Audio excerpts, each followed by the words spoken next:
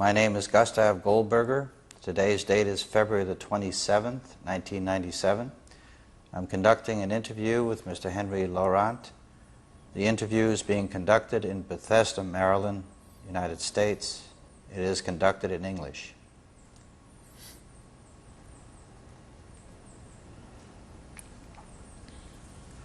My name is Gustav Goldberger. Today's date is February the 27th, 1997. I'm conducting an interview with Mr. Henry Laurant. The interview is being conducted in Bethesda, Maryland, United States, in English. Good afternoon. On behalf of the Shoah Foundation, I want to thank you for allowing us to do this interview. For the record, would you state your full name? Henry Warner Laurant, formerly Hans Werner Levy. And would you spell both of those names? All of them? All right. Henry is Henry with a Y, Warner, W-A-R-N-E-R, Laurant, L-A-U-R-A-N-T. And my original name had the same initials and was, instead of Henry, Hans, H-A-N-S, instead of Warner, Werner, W-E-R-N-E-R, instead of Laurent, Levy, L-E-V-Y.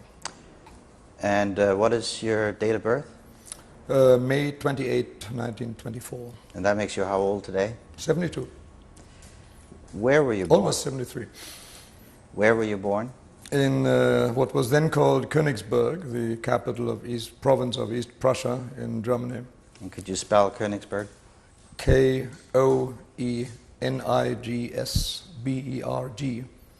And is that currently in Germany?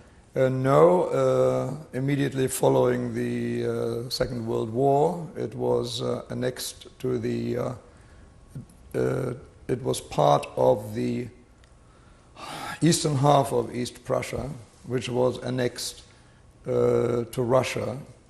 That, I'm saying Russia because it's not the USSR, not the Soviet Union it was annexed to, but the Russian Republic. So that means that even though now the USSR has disappeared as a federation, it is the area in which Königsberg, then Königsberg, was located, still belongs as an integral part of the Russian Republic. Now called Kaliningrad, by the way. The family that you were born into, you had a father and a mother. What were their names? My father was Walter Levy, and my mother was Erna Levy, née Berendt. And how do you spell Berendt? B-E-H-R-E-N-D-T. Any siblings when you were born? Yes, when I was born, I had a sister, 2 years older than myself, Anneliese, A-N-N-E-L-I-E-S-E. And she was born in July of 1922, so just short of 2 years before me. Can you recall back to a time when you were conscious of being in Königsberg as a young child? Oh yes, indeed. Could you describe that time frame? Well, I guess the earliest would be, this was a very, very old town at that time. I say at that time because it was totally destroyed during the war and then rebuilt by the Russians. But at that time it was a very historic town with old buildings, and I recall very well that we had an apartment which looked out over what was called the Palace Lake. There was a palace on a hill, all very Ruritanian type. We looked out onto this lake, and the lake had boating in the small lake, boating in the summer and ice skating in the winter.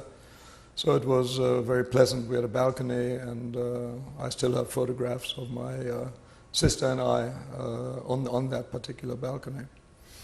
And about how old were you when you recall this? At that time, I guess I must have been about 4 or 5. You recall interacting with your sister at all at that time? Yes, indeed. We played together. I was the younger, so she adored me as her little brother, and of course I adored her as my beautiful older sister. What were some of the activities that you recall engaging in either by yourself or with your sister as a child? Oh, I can't recall too many, but typical children's things.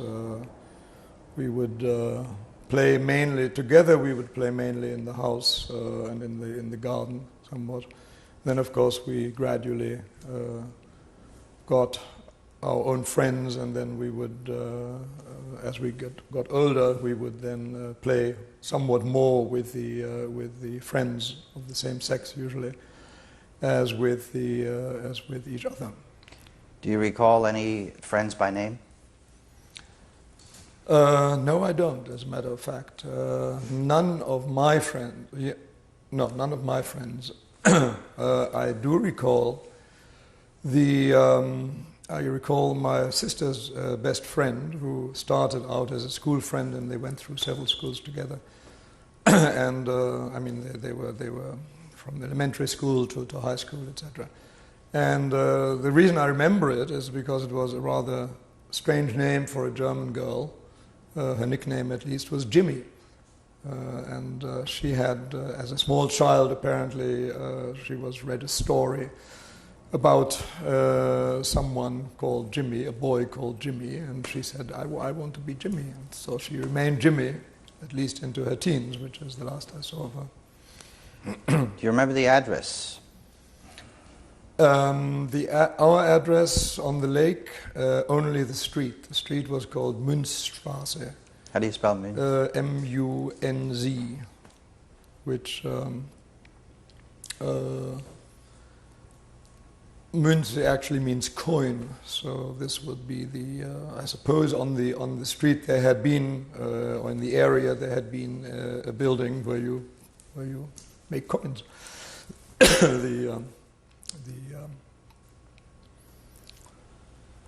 That was many years ago, and so that all that remained of that, of course, was the name, and the number I don't remember.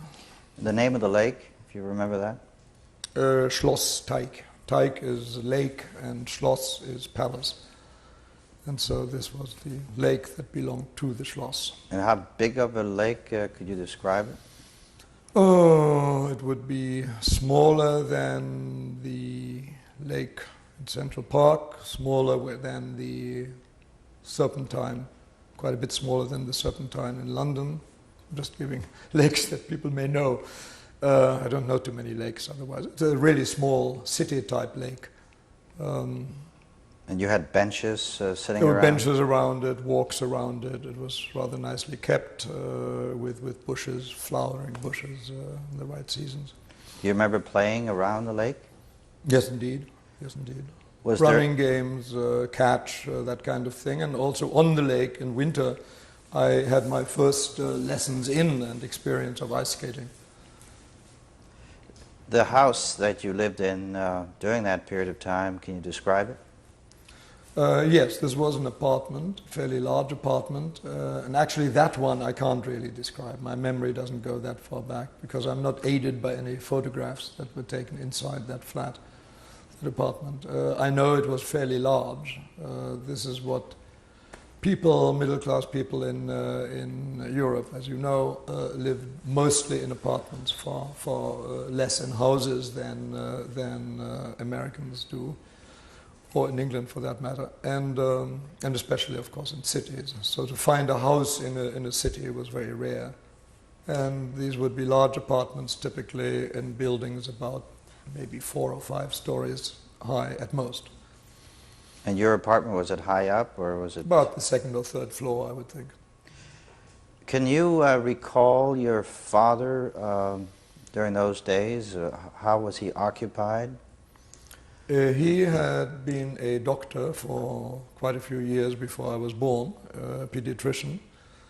And he had his, now the next apartment that we had, I know that he had his practice, which was quite customary in Europe at that time.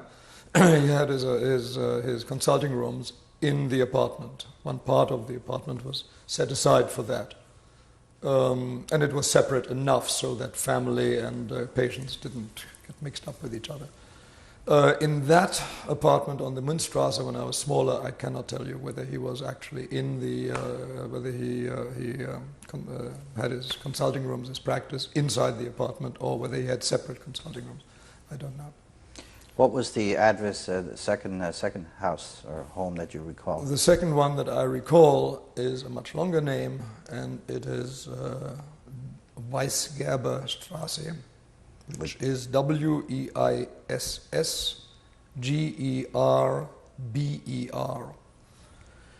And a Gerber is German, the word Gerber is German for tanner, tanning leather, a tanner.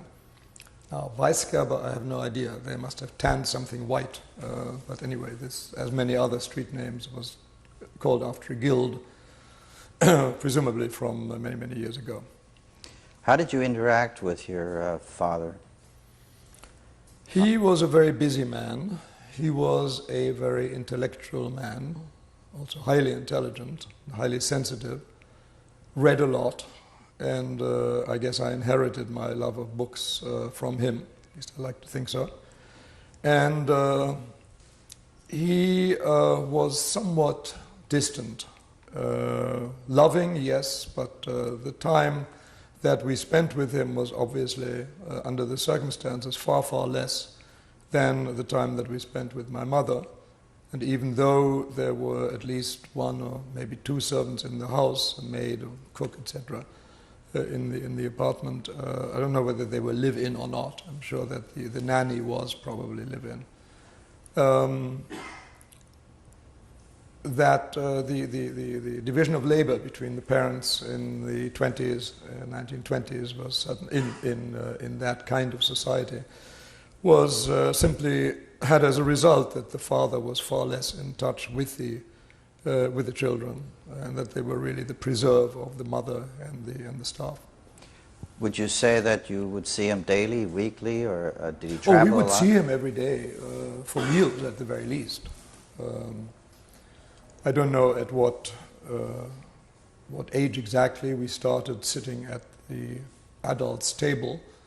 I do recall that when we were much smaller, we had a small table set for us at the side of the big table. And we would eat somewhat earlier, but there was always an overlap before my parents took their places at the big table. And that's somewhat vague. The timing is somewhat vague, and maybe I invented part of this because usually children eat before adults do, so I can't swear to that. But anyway, the small table was definitely there. And this was particularly clear and is particularly clear in my memory because when people were invited, which was very often the case, we, both of us, both my sister and I, dearly resented being relegated to the children's table. Children's table, we can't sit, we are not really fully fledged beings. We were relegated to this small table, even though everybody was very nice to us, but we looked up, literally up at the big table and were envious. But it was in the same room? As our own children. It was in the same room? Same room. Separate rooms? Same room. Same room. Oh, same room. Yes, yes. Right by the side of the big table. Mm-hmm. What about your mother? Can you describe her? My mother was a very warm, loving person. Where my father was intellectually inclined, my mother was artistically inclined.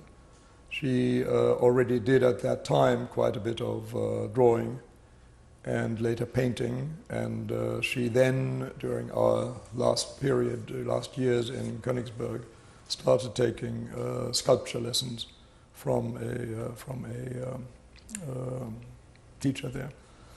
And she did then until the time I parted from her, which was about quite a few years later.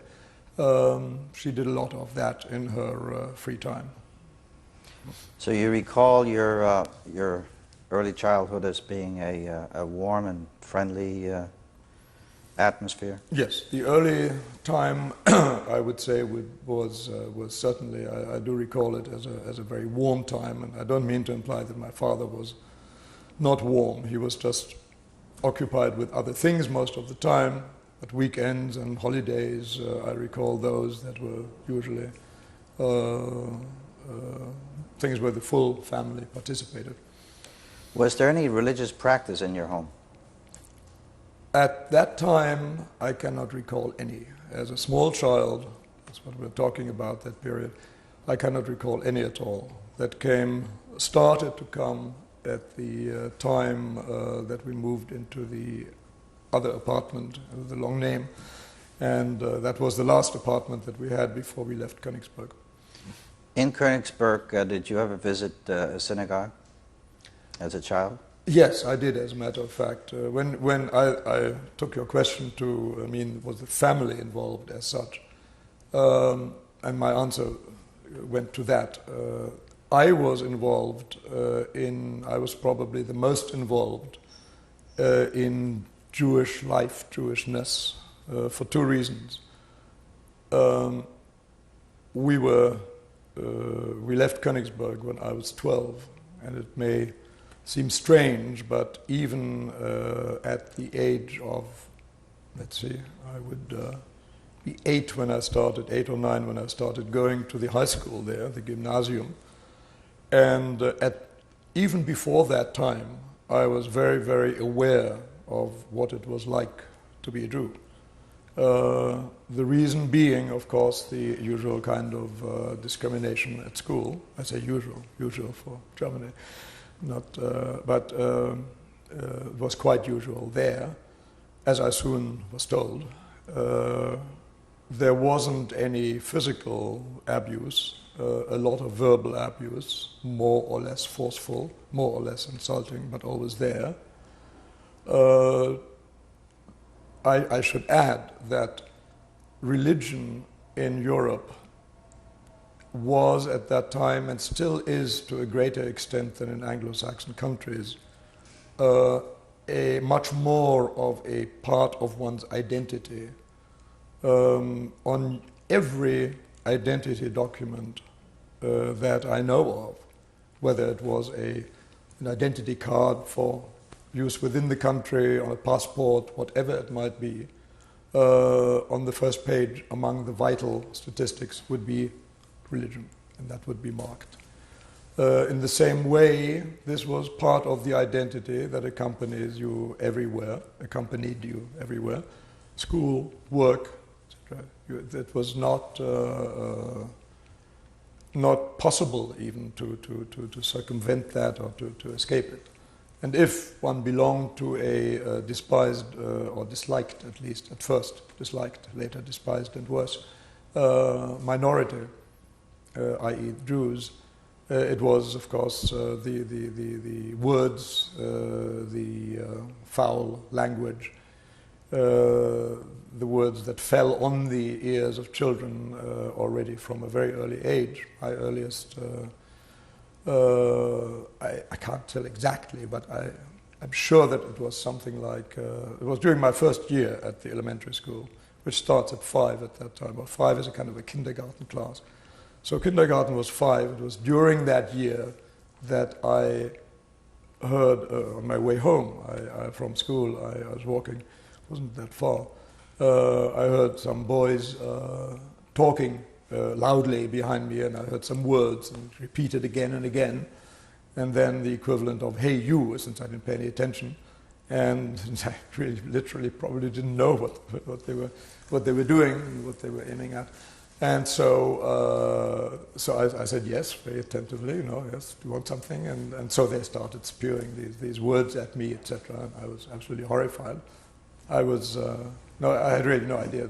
I thought they'd got the wrong child, making a mistake. So I just sort of beat a hasty retreat because I thought they were slightly deranged, actually. So that was my first practical experience of anti-Semitism, and I wish all others had been as peaceful as that one. Do you recall the words, the actual German words that were spoken by those children? Oh, it would be, I don't really. It would be all kinds of what they imagined to be Yiddish versions of German curses. It would be all kinds of Jewish names. Itzik would be one, which was presumably the way that they thought Yitzchak was pronounced, and so this was supposed to be an insult, simply merely by dint of being a Jewish name. This gives you some idea of the culture within which these children were brought up, that they simply shouted as if it were an insult, in the tone in which an insult is shouted, a Jewish name, which is a perfectly fine name, and it is meant as and taken as because of the tone, as an insult. And how many? But there are many worse ones as well. How many Jewish classmates do you recall? I mean, were you one of a very few or one of many Jews in that particular school? In that particular school, I don't remember any. I didn't make that strong. I was still pretty hazy at 4 years old as to what it was. When I got home, I asked my parents, presumably. I mean, I can't tell you that I remember specifically doing this, but I was a pretty curious and bright child, so I'm quite sure I did. What were those boys about? And so that's where I got my first little education in what kind of place we were living in. And but it was all mild, adapted to a child's tender sensibilities, and so it was not really very exact. But gradually I began to see, once I had that grounding, I began to see all kinds of nuances as I went about my life at school and outside of school, and I began to sense and see and feel and hear the discrimination very, very strongly. And the discrimination was always very insulting, very negative. And did it get increasingly worse for you as you proceeded on with the grades in elementary school? Yes. In elementary school, I assume it did. I can remember elementary school only very little. I may remember it little because I really don't remember, or I remember it little because I repressed it. It was maybe a too unpleasant memory to carry with me. When I then started high school, which was early, before high school is usually started, it was about age 8, 9, I suppose it must have been. There I remember it much more clearly, because there it was on an adult note. There, the last year at elementary school was the final year of childhood in that sense. First year at high school was the first year of adolescence, the first experience of adolescence. Even though I was only 9, I was surrounded by boys that ranged typically from 10 to 18. And so, and I was treated far more as an adult, insulted more as an adult. There was quite a dividing line in between the tone at elementary school and at high school. Were you also in high school sort of alone as a Jew, or did you have in the high associates? school, I had 2 friends. One was a full Jew, the other was a half Jew. And they were both friends, no more. They weren't close friends. The chap whom I call a half-Jew, i.e. his father, his name was Blum, B-L-U-M. I think his name was Gerd, but anyway, he was a provincial ice skating champion. He was a very good athlete, and already starting as a child. And he could have, if he wanted, he was kind of wooed by the other boys, and in the sense that he could have declared himself to be with them and jeered at the Jews, or he could have done what he did, which was to declare, to get beaten up rather than do the beating up. And we were side by side. We were both, I was not an athletic champion, but I was more physical. Poor Sigmund, who was the third, was really a very physically weak boy. And he is so weak that he wasn't even good sport for them to fight with and to beat up. So for that, we, Blum and myself, we sort of stood shoulder to shoulder, and we had to explain to our parents why we were bloodied when we got home. Very often, not every day. quite You often. say it didn't happen every day, but was it quite often, as you say, that these Fairly incidents often, took place? Yes. It was something to be, not to look forward to, shall we say. And of course, the worst part is, you can say these are children, mostly members of Hitler Youth. Many of them were in their Hitler Youth uniforms, came to school that way. And they, you might say, they're still children, nonetheless. Maybe the worst part about this was the behavior of the masters, the teachers, who had the supervision during the breaks, and of course it was during the breaks that this happened. They just turned their backs. Engaged in very animated conversation one with the other, anything, so that they wouldn't have to look that way where we were getting ours.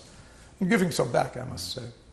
You don't recall any favorable intervention by the teachers? Only one, and that was very ironic, quite ironic, because I was running, and I was not running from anybody. I was simply running. I was actually, for a change, playing a running game, I suppose, with somebody. I stumbled, and I fell with such force that it knocked the breath out of me completely, and I guess I must have fainted for a little while. And the next thing I remember was that some boys, they were not Jewish boys, some of my fellow students and torturers, were carrying me up the stairs of the building, of the school building, and at the top there was a teacher standing, and he was quite kind, because they were saying to their I'm sorry, not the two that were carrying me up, but others were saying, "Oh, you've got the Jew there, that's good, you beat him unconscious," now, that kind of thing. And they didn't know what to say. No, they couldn't say, no, we're helping him, because that would give them bad standing with their Nazi comrades. And so all the teacher saw was that I was unconscious, I was being helped by two boys, and he was, under the circumstances, he thought maybe I had been knocked unconscious, and that would have been going too far. At that time, that was still going too far. And so that was, I would say, the only time. During school, during classes, there was a lot of anti-Semitic matter inserted into the lessons, especially for history, geography, literature, in which the usual way, what you would expect, if you're talking music, Felix Mendelssohn was mentioned as an inferior imitator of the great German composers. The usual kind of thing. But I imagine that in Russia it would be mentioned as they would be mentioned as imitators of the great Russian composers. So, but in all kinds of ways, you were made to feel separate, and that you were not judged by the same standards. Your marks tended to be lower. You had to work twice as hard to even get the same marks, never mind better marks, and so on. Did there come a time when you just felt that you've had enough of that? And yes. How did you Very, very early. And the only way in which I could express this was by joining a Zionist organization, which I found out existed, and this was the Habonim. And I was a member of the Habonim, and my father was in favor, which was very generous of him, because his own convictions were quite the other way. He was not Zionist in Germany as in other places. There were two large categories of Jews, one assimilated and one Zionist. In Germany, the division was particularly strong, particularly direct, because the Jews were, by and large, the professional classes, the business classes, and they were pretty well off. This is the end of tape number 1.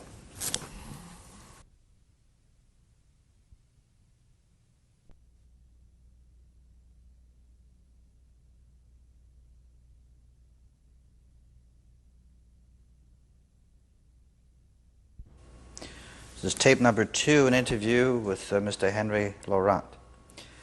We were talking about Habonim and the Zionist movement in Königsberg, and that somehow it helped you get through the difficult period. Do you want to describe? Yes, with pleasure. the thing it gave me was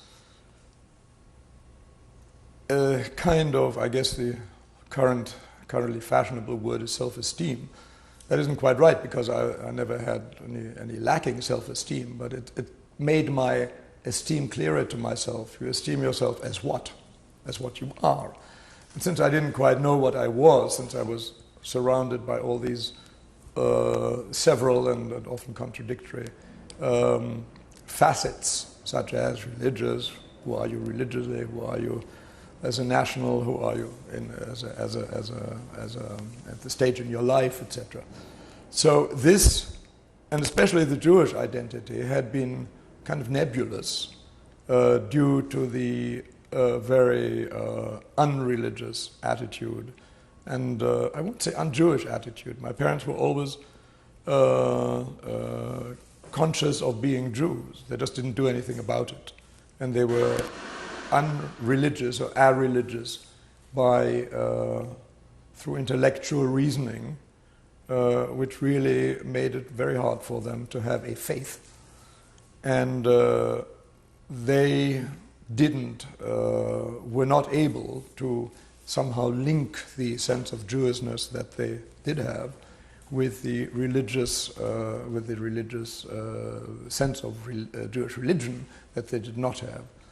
So it was a conflict there, and I was kind of caught in between, admiring as I did the qualities of both my parents. I respected the religiousness, non-religiousness. It wasn't anti-religious. It was just for them. They didn't tell anybody else what to do. They felt that way. But I didn't necessarily say that I would follow it.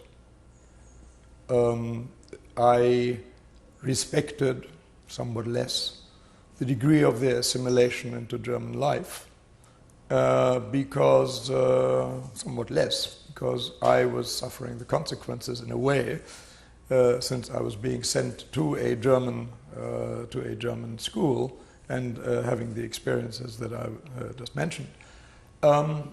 So there was a little less enthusiasm about that and less understanding about that, and that's where the conflict came in. I really had to establish myself, even at that early age, as someone that had certain ideas, that had certain ideals as well, and I was in search of them. And Habonim was one of the, and Zionism in general, was one of the places where I went in search of it. Synagogue was another one. And the atmosphere of the synagogue, immediately it was a rather architecturally, a rather imposing and pleasant building. And it was there that there was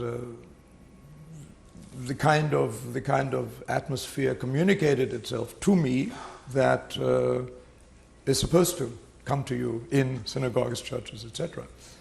The builders of the synagogue would have been very pleased. Do you recall how you made the connection, the Jewish connection? I mean, how did it come about? It came about, I'm afraid, in a negative way, no less strong. It came about through the experiences that I just mentioned, which made me understand my apartness. It was the only way that I could explain the behavior of the other children, of the masters, of the world around me. I was starting to read newspapers at that time, and I knew what was going on. It sounds very different from the typical high school child in America, or probably in England too. But under those circumstances, one grows up very fast. What I was curious about was, since it didn't come through your parents, did it come through students that you associated with, or I mean, how did you know where the Habanim were and the Zionist movement?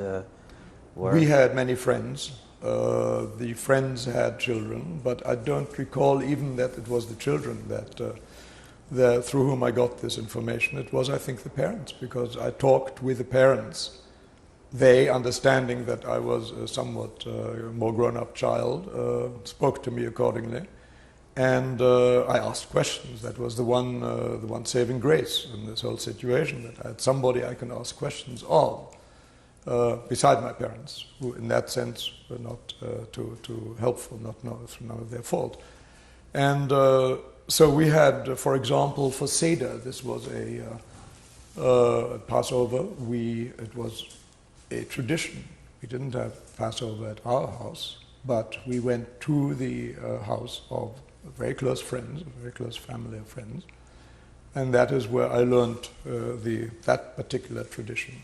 And so on, by being in a context, in a social context, that was certainly not entirely, but to a large extent, to a sufficiently large extent, Jewish, it helped me to get answers to the questions, find out where the Hapanim is, find out what a Zionist was, find out what my parents were, politically speaking.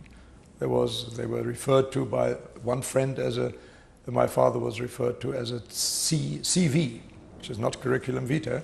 What it stood for was Zentralverein, which is Central Association of Jews in Germany. And that was the conservative branch, the non-Zionist branch, the assimilationist branch, which was very powerful politically. And then there were the Zionist wing. I don't know what the adult organizations were, but I knew about the youth organizations, Maccabi and the Habanim. As you think back, do you believe that the assimilation concept was a function of Nazism, where you don't think it had anything at all to do with No, with it Hitler? had not anything to do with that, I'm afraid. It had, I was a child, so I must go back to the testimony of an uncle of mine, a relative who was grown up in the 20s, and who many years later I had some long conversations with when he worked for the Israeli government, living for a long time already in Israel, and he was their chief negotiator with the German government in Bonn on the compensation question and working all those things out with them. And we had dinner. I was living in Switzerland at the time. This was in the early 70s or late 60s. And I got an eye-opener about assimilation, about this very question, that Jews had to fight very hard for assimilation, for becoming citizens, for equality. They never got equality. They did get citizenship in the 1900s, but there was always discrimination, and it was more or less accepted. So the assimilation was actually something that they had something to hold on to culturally, and ideally, of course, it would have been very nice if they. You can't blame them for not wanting to be apart from their host country completely. Besides, usually the arts, even the professions to some extent, were the people were the areas where you found the more enlightened or the less unenlightened people, than in, for example, the bureaucratic class or the other different economic classes, which were not as well educated, and therefore were far more willing to follow people like Hitler later on. So the assimilation question is very complicated, and I can't hope to shed much light on it here. But one thing I can say, it started at about the mid 19th century, because how could it start before they had more or less, at least on paper, equal rights? They couldn't change their name, for example. Now they could change their name if they wished. They weren't admitted to many professions. Not generally known that in Germany, before the beginning of the 19th century, no Jew was able to have a shop. Only they were able to be itinerant traders with their shop. Their shop was the tray of their goods that they carried in front of them. This was outside the ghetto. Inside the ghetto, they could have their shops. But the fact is that there was a lot going on in Germany culturally, and the temptation was very great. It's not maybe generally known that Richard Wagner was a terrible anti-Semite, and his best and favorite conductor was Hermann Levi, L-E-V-I, the Jew. Wagner subjected Levi to indignities, but he always knew where to stop, because he didn't want to lose his conductor.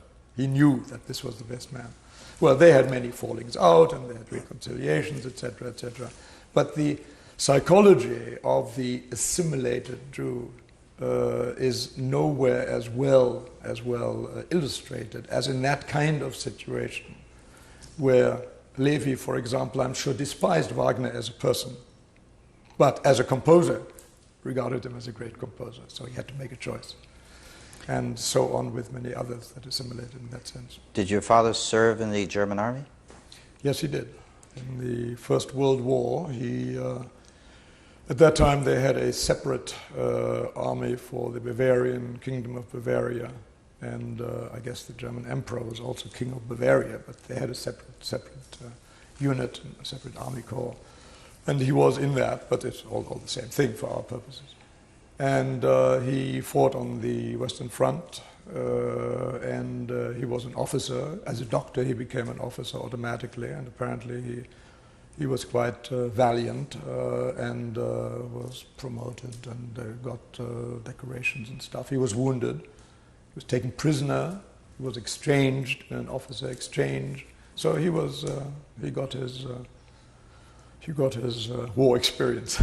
Right. Was he in any way rewarded for that later on as Hitler took over? Yes, rewarded. I wouldn't put it as generously as that. But after Kristallnacht, there was a new regulation that came out, along with many others, that no Jews were allowed to practice as doctors anymore, and no lawyers were allowed to have law practices, Jewish lawyers. Knowing, however, with patients or clients, with Germans, Aryan, as the word had been coined by that time, non-Jewish Germans as patients or clients. But most of them were not allowed to practice no matter what the religion of the client was, or the patient. But they knew that even the Jews had to have some medical treatment, otherwise they would start an epidemic, which would be bad for the general population. And they needed lawyers in order to, for obvious purposes. So they made a category out of what they called Frontkämpfer, which is fighters at the front of the First World War, which was at that time the most recent war. And then they made all kinds of other things with decoration and rank you'd got, etc., etc. And once you qualified and you got into that group, and there was a limited number, therefore, that was able to practice, doctors, number of doctors, was able to practice, but only treating Jews as patients. Same with lawyers. And my father became one of those doctors. How long did you live in Königsberg? For 12 years, from birth until I was 12 years old. And in 24 to 36. 1936. That's when you left Königsberg? Yes. And what was the purpose for leaving Königsberg? The purpose was that anti-Semitism had become worse and worse.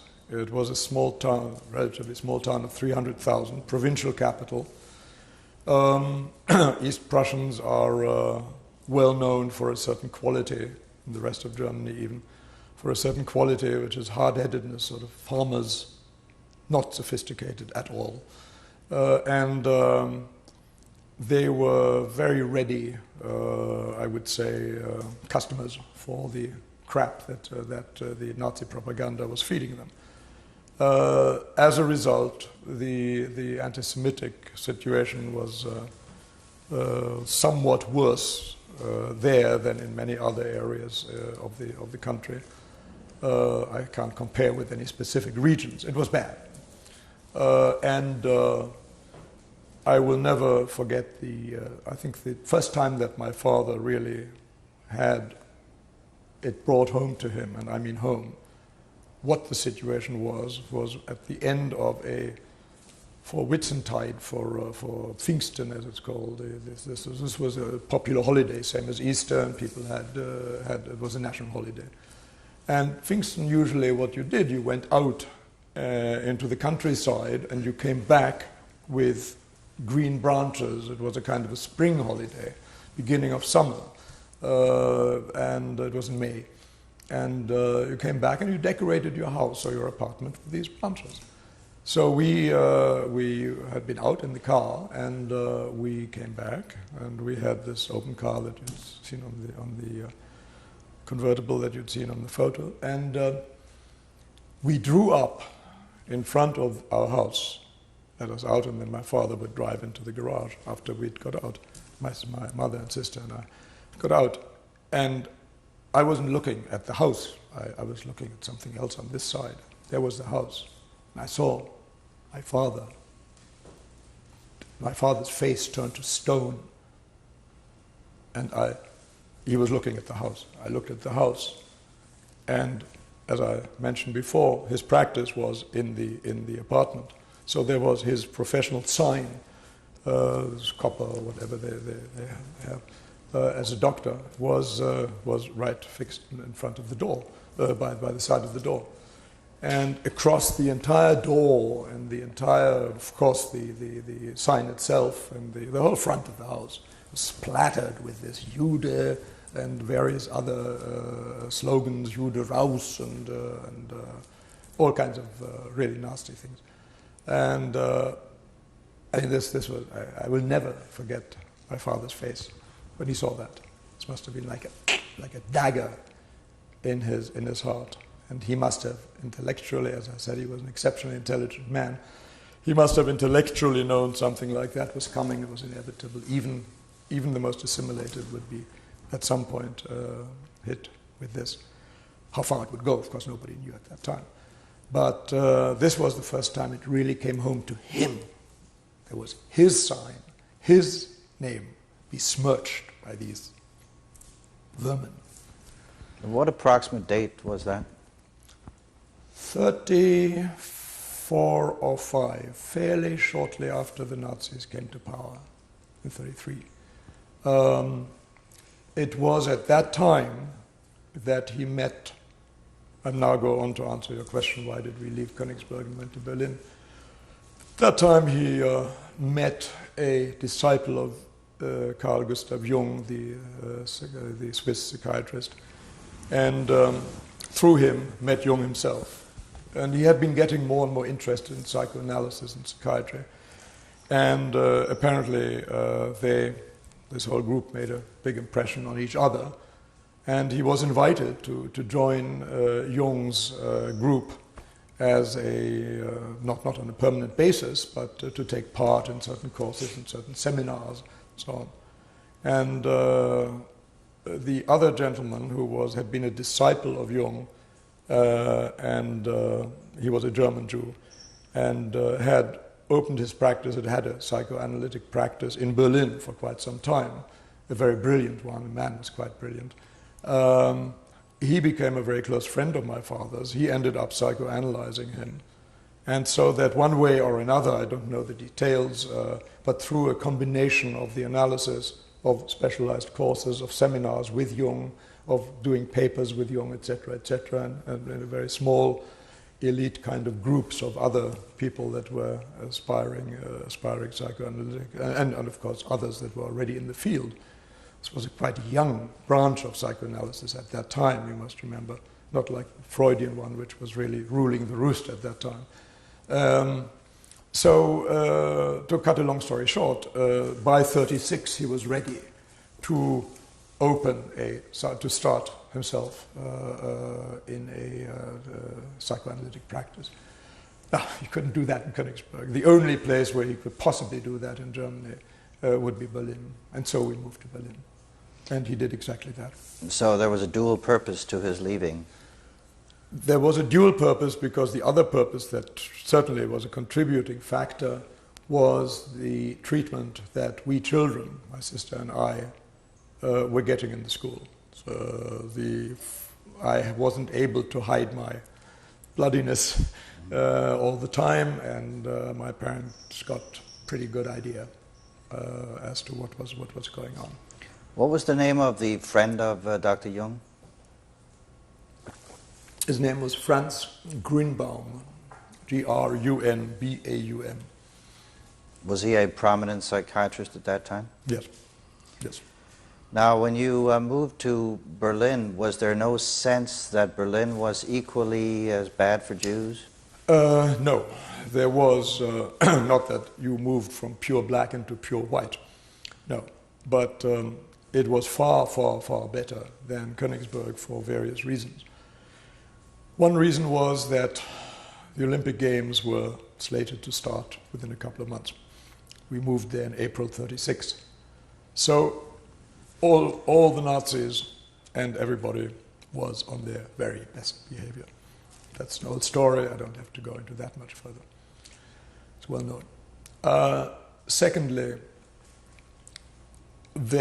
my parents had made arrangements for my sister and myself to not again go into a public high school, but rather to go into a private high school that had been opened a couple of years before that by a very enterprising lady who said to herself, Jewish children are having a miserable time there in the German schools. On the other hand, Jewish teachers are being fired. All the best of the crop of the teachers are being fired because they're Jews. And I will pick the best of the best, and I will open a school with them. And on the one hand, the children will be happier, the parents will be happier, and I will be happier because I'll make a crock of money. So that's fine. Enlightened self-interest, nothing wrong with it. And I, for one, am most grateful to her. What was her name? Her name was Goldschmidt, Dr. Leonora Goldschmidt. Did it have a name, the school The itself? Goldschmidt School. Goldschmidt School. Privatschule, private school, Dr. Leonora Goldschmidt. She You know, was the pioneer. There were apparently two others that were somewhat smaller, but they followed the same system, the same principle. do you know when the school was created? Was it in 36 or earlier? It was in, it must have been 34, 35. It was already off and running when we got there, which was 36. It was well established, so it must have been 1 or 2 years before that. But obviously not before 33, because before Hitler there wouldn't be the incentive to do that. Just before we leave Königsberg, what was the approximate Jewish population of Königsberg? I wish I could tell you. I don't know. It was a small community. It was the total population, as I think I said, was 300,000. Of that, if one takes the same percentage, let us say, of Jews in Germany to the Jewish population, that would be not far from 8%, as a matter of fact, 7 or 8%. So if we take the same percentage, it would be 7 times 3, about 20,000. I think it was probably somewhat more than that. I would guess, very, very rough guess, 20 to 30,000. But you must also remember that I knew a certain group of Jews, which was mainly the conservative ones or the non-religious ones, and in a certain class. There were several Orthodox synagogues. There were also some Reform synagogues, and so there may have been far, far more people than I was aware of. And there was also a constant influx of Polish Jews, even long before the German occupation. The Germans marched into Poland because Poles have not been particularly loving toward their Jews for quite a few years before Hitler. And so there were many that sought their fortunes and better treatment in Germany. How was your father? How was he able financially to take a tremendous loss? Obviously, because he lost his medical practice. Was he a wealthy person that he could afford to? He was not wealthy by his family. Was not a wealthy family. But he had had a very successful and, I imagine, lucrative practice during quite a few years, certainly since the war, since the First World War. So that's what, 15 years or so, between say 18 and 33, actually 36, so even more, close to 20 years.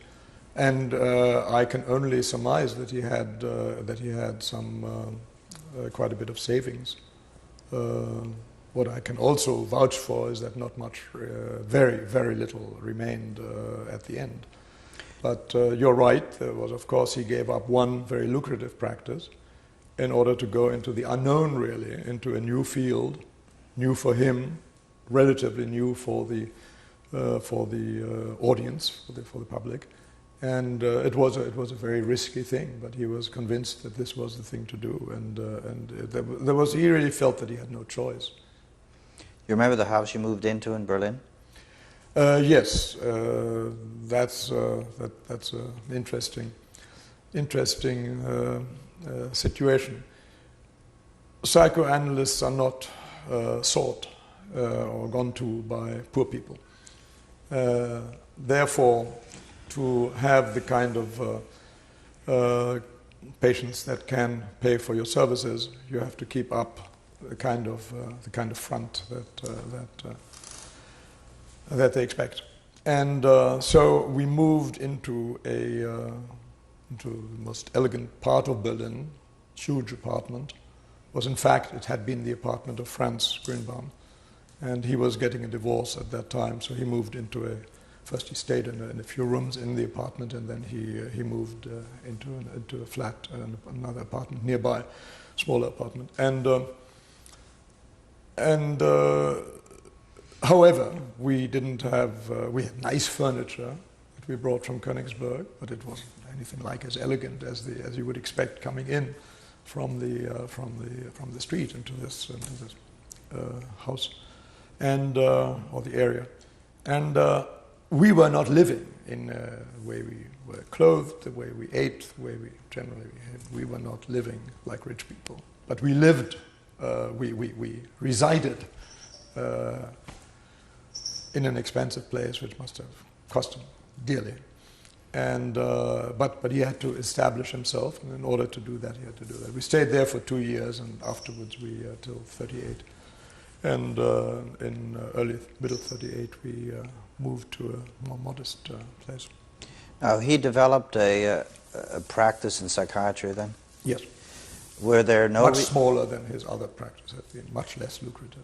Were there no restrictions as far as the profession? Not at that time. Not at that time. Not at that time. No, the only restriction on one's, there were many restrictions about entry to professions, entry to universities, etc., etc. But once you had all that, you had your education, you had your profession. The one restriction that I can remember is since the Nazis had this obsession about the race, about the rapist race. Jews their dearest wish was to rape or to have intercourse with non-Jews. Jewish women weren't of that much interest, but the other was a kind of a victory over the Aryan race. And so, driven by this obsession in 1935, and I'm sure you know this, it was quite well publicized abroad, the party congress passed a regulation that no Jewish household must employ any household help employee that is less than 45 years, female that is less than 45 years old. They figured at 45 years old, nobody'd want them, not even the rapacious Jew. So we had a lady working for us that was quite a bit more than 45, and a very dear person. Did your father display openly in any way anger about the transition from Königsberg to Berlin? No, he was full of hope at that time. And don't forget, this was in 36. And there were many, many Jews still that thought this would pass. There had been anti-Semitic waves before, anti-Semitic governments before. And who was to know that this one would not only not go away, but would get radically worse in its attitude toward Jews. This is the end of tape number 2.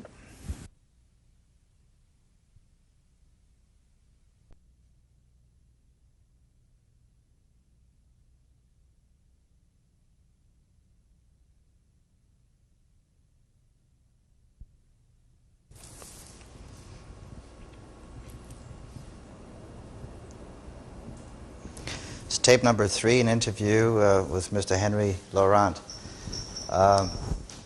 Before moving on to Berlin, were there any incidents in Königsberg that would reveal some real anti-Semitism that you can recall? Yes, at least one. One that I can remember very, very well, because it really imprinted itself on my child mind. When I was about 9, maybe younger, I fell ill with diphtheria, and it was rather sudden. And my father took me to the hospital, where he was a consultant and a medical consultant. And outside of his private practice, he apparently was also a consultant to 1 or 2 hospitals and clinics. And the private rooms were all full, and so I had to go into the children's ward, the general ward, where there may be, I don't know, 20, 30, 40 children side by side. And at first all was quiet, and there just sort of was the usual childish banter among them. I didn't know anybody, so I just lay there. I was too sick to take part anyway. And then some bright spark looked on my nameplate and saw that I was Jewish, and that's when the fun began.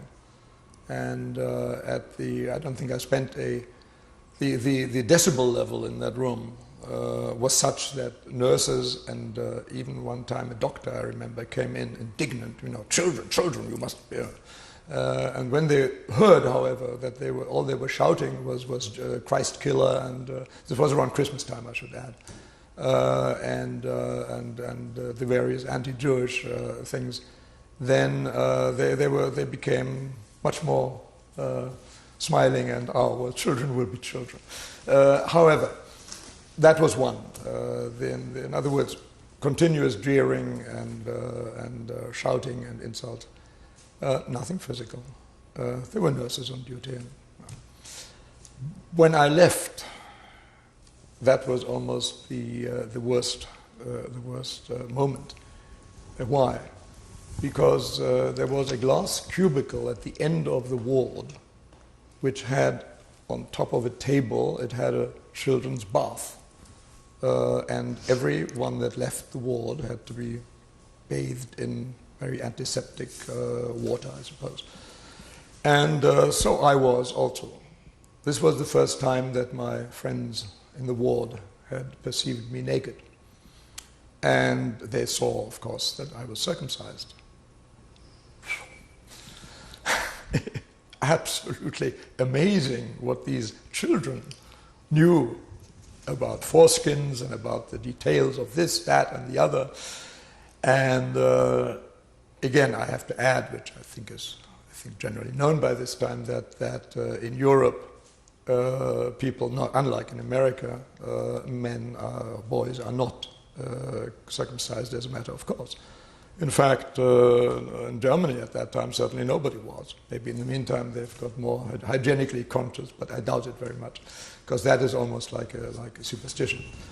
And so it was your circumcisedness that betrayed you immediately as a Jew. There's a very interesting, a very well-written story by, and I wish I could remember the writer, it's published in America, detailing the tribulations, I think it's fictitious, the tribulations of a boy in Poland, a Jewish boy in Poland, who with his mother hides out in different places, pretending, the mother decides they don't look Jewish, so she pretends to be non-Jewish, Catholic.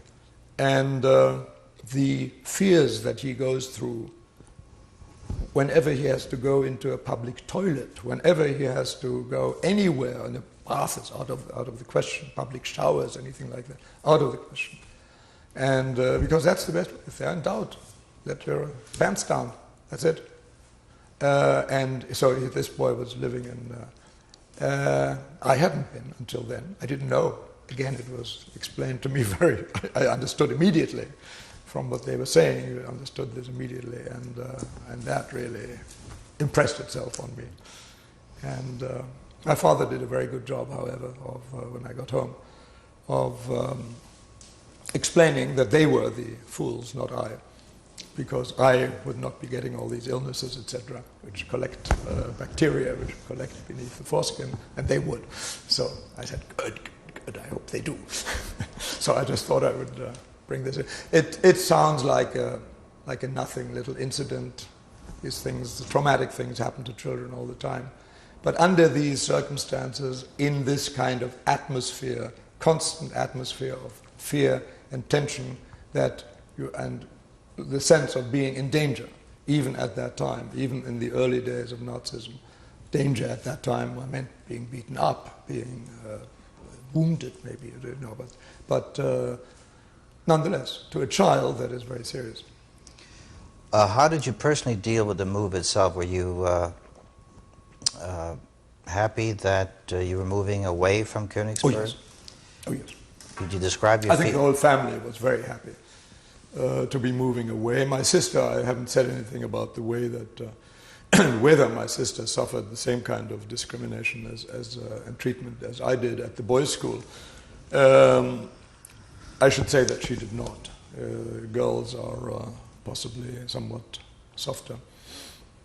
In this, they were less political. She was far more a part of the group. She had this friend, Jimmy, who was very highly regarded by the others, and that protected her. So I think she was relatively better off. But even then, she had the feeling, she knew what was happening in my case, she knew what was happening around. She was 2 years older than I. So when we moved, I was 12, she was 14. We were reading newspapers like crazy, and not the Jewish newspaper, there still was a Jewish newspaper. And so we knew what was going on. So we were totally in agreement that the place to go was Berlin, because there you can kind of get lost, we hoped. For a while this was true. And of course that coupled with the school situation there, which would be just 100% better, this was borne out for a while, to be quite true.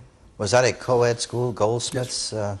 Yes, it was the first time that both of us, either one of us, had been in a co-ed school. And it was exclusively for Jewish children? It was created for Jewish children, but I think there may have been some others there as well, some anti-Nazi, some foreign. I can't really answer that very well. I have a list. Rudi Goldschmidt, now Goldsmith, the son of Leonore, lives in London, and he and I have contact with him. He gave me recently a listing of all the alumni of the school that he had put together, and I'll look there, but I can't. I looked through it, not in detail, but I can't remember any foreign names, and I can't quite imagine that any non-Jewish German would send their children in. Was there any religious training at the school? No, I'm afraid not. None at all. So you never went to Cheder or anything of that nature? I did, again, as I had done in Königsberg. I went to the synagogue alone. And then, of course, came my 13th birthday very shortly after, a year, a bit more than a year after moving to Berlin. So my preparation for the bar mitzvah was already put me much more in touch with religion and the synagogue than my parents ever were in touch. But they supported your idea of... They did, yes. Was there a formal celebration of your bar mitzvah? Oh, indeed, yes. Could you describe it? At the synagogue, I had insisted on, even though my Hebrew was kind of weak, I had insisted on reading, or singing rather, a part of an excerpt from the Torah, as I had seen others do. I wasn't going to do any less. And I had very good training for that, and I did. I got through it. And my father, whom I saw in the audience there, I don't think he came up. I don't think he came up on to the front part. But in any event, he seemed to be. It was a funny mix of feelings, because this was all very strange to him. Ideologically, he was opposed to it. He was a-religious, maybe slightly anti, even though he never said that. But he was nonetheless impressed because he was conscious of being a Jew, and I don't think he ever reconciled. Poor man, this is one tragedy of many people that in his situation. I'm sure there were many in Germany, because he's not the only German Jew that thought like he did. There must have been many, and to go to their deaths with those kind of basic questions about their own identity is a tragedy. There's a tragedy too, but this makes the tragedy even worse. Anyway, his expression was as joyful as I've ever seen it, and as joyful as it had been shocked when he saw the hate painting on our house. So this made me happy, and I think he was happy despite himself, because intellectually he certainly wasn't impressed, but I think he was impressed emotionally, and it was an occasion. And we had the usual party, and I got the usual presents, 15 fountain pens. And your mother was equally as happy, or? Oh yes, my mother was more so? Was fully supportive, and she didn't have the intellectual baggage that my. I doesn't mean to say she had no intellect; she had a very sharp intellect, but it was not the kind of intellect, somewhat more heavy, somewhat more studious, as my father did, and a little ponderous, I guess is the word, without being offensive. That is the kind of, it's a better word than heavy, because it was not heavy, but kind of ponderous thinking. I've inherited some of that myself. But she was much closer in the sense of being closer to reality. And she saw that this was something that was tremendously important to me. And I had already in the house, in our house, introduced the Friday night, Friday dinner. I said the prayers, and my father put his hat on, and I put my yarmulke on, and they gave the responses which I taught them, and so. It was really a kind of a I can't say rejuvenation, because it wasn't something that was there before, but a kind of inculcation of and embracing of Jewish forms. Now, it was nothing more than forms for them, and they did it largely to do me a favor. And them include, because it was important. And that includes your sister? Yes. I would say that she was followed more the religious and not terribly Jewish attitudes and beliefs and emotions of my parents. Was there any attempt on your part to eat kosher food versus non-kosher food? Was that an issue for you? No, it didn't go as far as that. In 1936 is when you arrived to Berlin, I think you said? Yes. Mm-hmm. Did there come a time when Hitler became a difficult problem for the Jews in Berlin itself? It was a gradual process. I would say he always had been a difficult problem, but he became a much more difficult problem after the Olympic Games were over. The foreigners had gone home, and Hitler had to do something to impress the populace. And what mainly, the way I saw it mainly, the way it affected me mainly, is that I saw a multiplication of the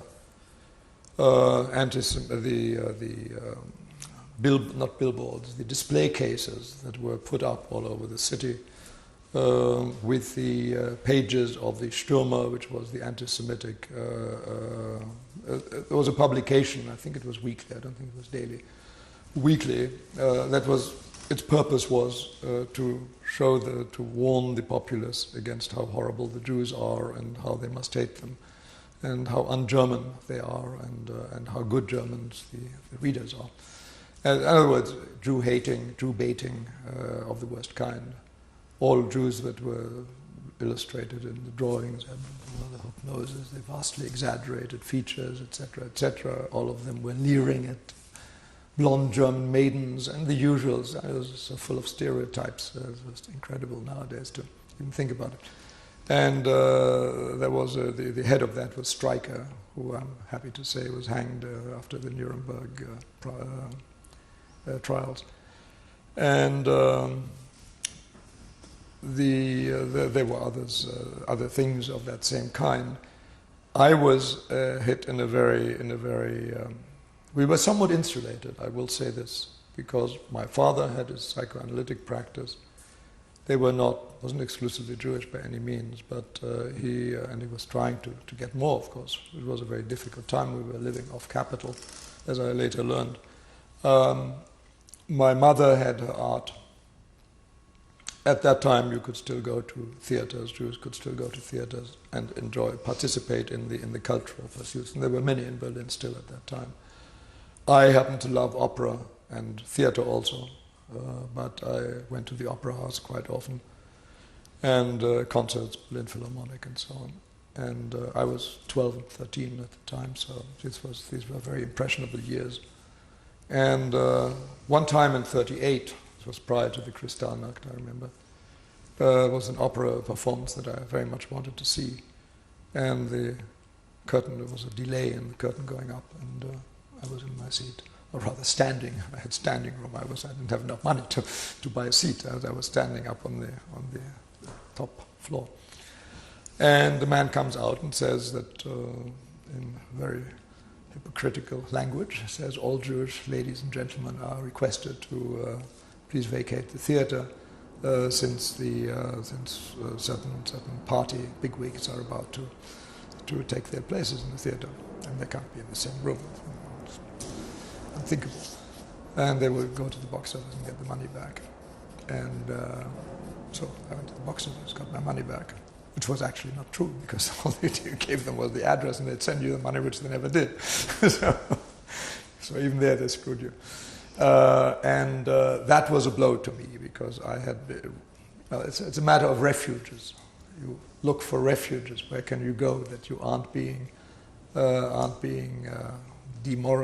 at best demoralized, at worst beaten up, somewhere in between, humiliated, insulted, etc. Where do you go? And the opera house, dark, anonymous in the audience, had been one of those places.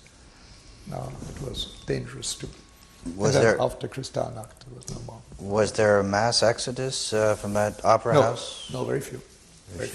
Very few went. By that time, very few Jews went to it. And in fact, I had some arguments with fellow students, with friends. They said, you shouldn't go to those bastards, those bastards theaters. And I said, I'm not going to let them deprive me culturally. This is ridiculous. Why not? Until they won't let me, until they forbid me. Once they forbid it, I won't go. I won't pretend to be Christian. But why not? They couldn't give me a good reason why not, and so I went. You were not required to wear a yellow star at that time? No, that came later. That came only with the war. Can you describe the events leading up to Kristallnacht, as you remember it? Yes, indeed.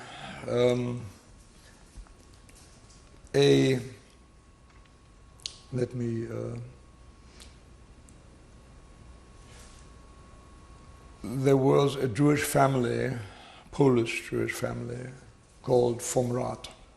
No, I'm sorry, strike that. Family was called Greenspan. Greenspoon or Greenspan, I'm not sure which.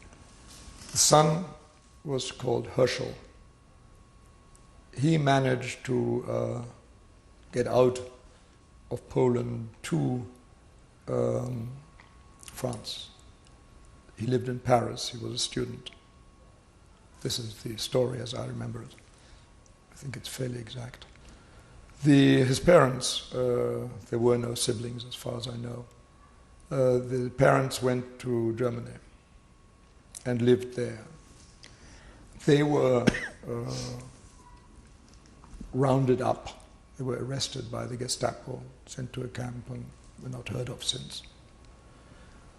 The young man, Herschel, was informed of this through friends. It was peacetime, mail, phone, whatever, and had a fugue.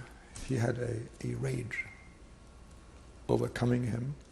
He borrowed a gun from somebody, He went to the German embassy, asked to see somebody he didn't even know.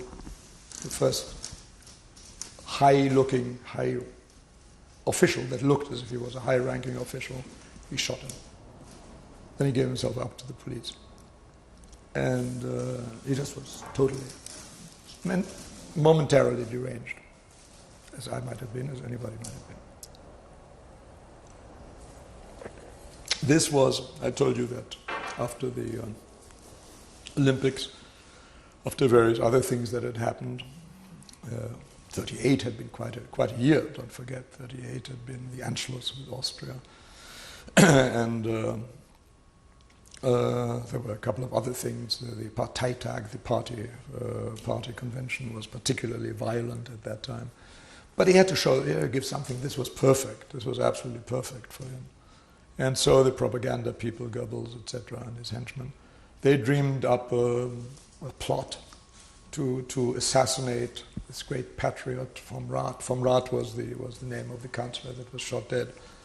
And the German people was to arise in spontaneous punishment and rage against the Jewish oppressor in our midst. And that's what they did. Kristallnacht, of course, because they smashed every window in sight, any Jewish shop in sight, and many houses, and arrested thousands of men, put them in concentration camps. And I understand that they only were, some of them, not all of them, some of them were let out on the promise, A, to give their entire assets, make them over to the government, to the Reich, and B, to leave Germany. Now, it wasn't easy to leave Germany, I should add. At that time, as you know, there was no place to go. So. And how did Kristallnacht affect your family? We went into hiding. We had some advance warning. These things were somehow, there was a very effective grapevine in Berlin. And Jewish circles got wind of what was going to happen. Besides, you didn't even have to get wind of it. The way in which the press painted and covered this incident, the assassination, the murder of von Rath by Grinspan, was enough to make you pretty sure that something was going to come that was not pleasant. And so my father we left I think the Kristallnacht was the night of November 10th, and it was either the previous night or I think it was the morning of that same day that 1938. 1938, that the looting and everything started, and that we went, my mother, my sister and I went to the house of friends of ours, not far from our house that we were living in then, in Berlin, and hid out there. We were shown, this was located in a sort of private park, a large garden, if you will, and gates had to be opened. Anybody that wanted to come in had to have the garden gates to open, so they could drive to the house. It wasn't easy to get there. I still, to this day, I have a false memory of this, because the memory I have is of some friends of ours who were Jewish, who were called Simon, and who had a house something like that. And my memory is that we were in that house, but it can't be because they were Jewish. Anyway, that's really beside the point. The point is that we were in hiding. And my father we had no idea where he was. He was with friends. He didn't want us to know in case we were asked and questioned in forceful ways. And so we didn't know where he was. And we saw each other again at our house about 4 days later. And that is also when the regulations came into force about the professions that I mentioned before, about Jewish doctors and Jewish lawyers. I should also add that you were asking what other measures there had been prior to that made life difficult. The many a large proportion, in the 20s, a large proportion of the commercial life of the country was in the hands of Jews one way or another. They were very smart, and the competitors weren't. As simple as that. And with hindsight, one can say, hey, that wasn't very smart of them to be too dominant in any one field. But this is easier to say, and I'm quoting more or less the words of my cousin, the man I mentioned before, who was doing the negotiating in Bonn. Did I mention him before? Yes, you did. Okay.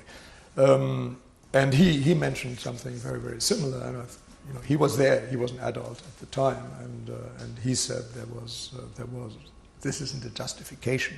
This isn't any reason for the anti-Semitism. The anti-Semitism was there, but it was activated and made sharper by the fact that people were feeling economically advantaged by the Jews. Jews have distinctive names, and then again and again you see the heads of businesses having Jewish names. It doesn't help. So anyway, this was of course something that the Nazis intended to radically change, and they did.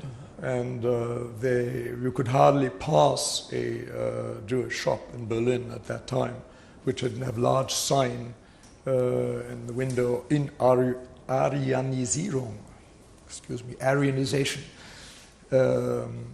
In other words, they were in the process of being Aryanized, which meant usually that the damn thing was confiscated by somebody, some party hack's cousin or something. Hey, there's a Jewish shop there, we'll get that for you. What business would you like to be in? That's the way their world turned, and then they legalized it afterwards.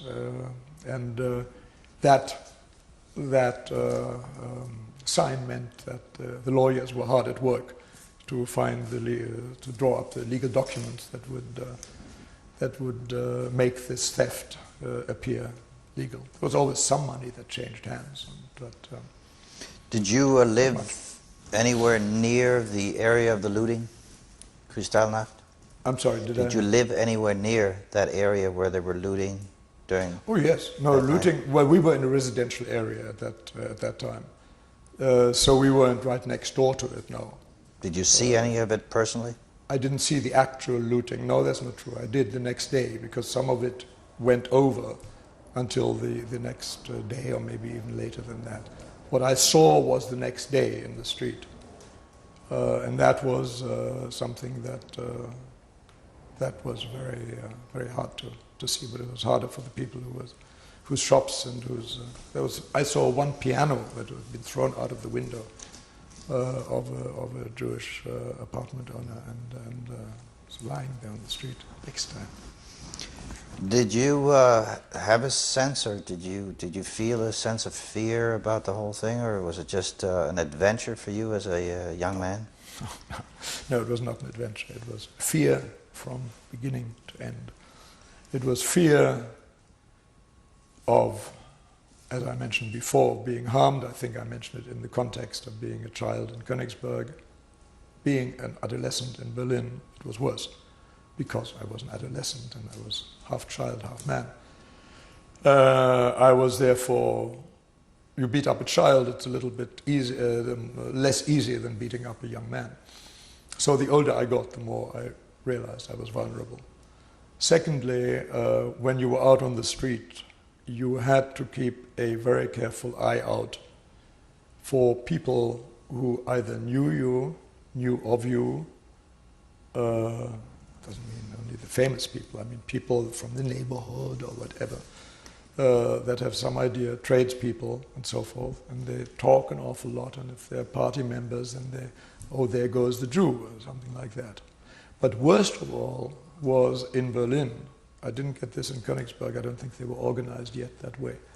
In Berlin they had troops of SA, stormtroopers, marching by with the blood flag, as they called them, which was the flag that had been sort of hallowed in the course of one of the Nuremberg party conventions, and had been touched to the they have their heroes and their martyrs, and it had been touched to one of those flags. This is the end of tape number 3.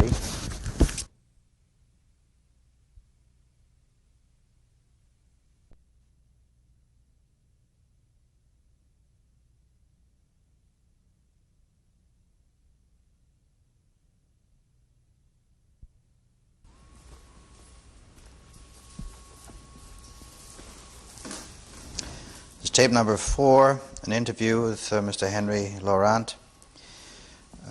You were describing the period of hiding for several days right after the Kristallnacht. And you also mentioned that you were in fear. Do you have personal recollections about the hiding itself? Yes, I can visualize the room that we were in.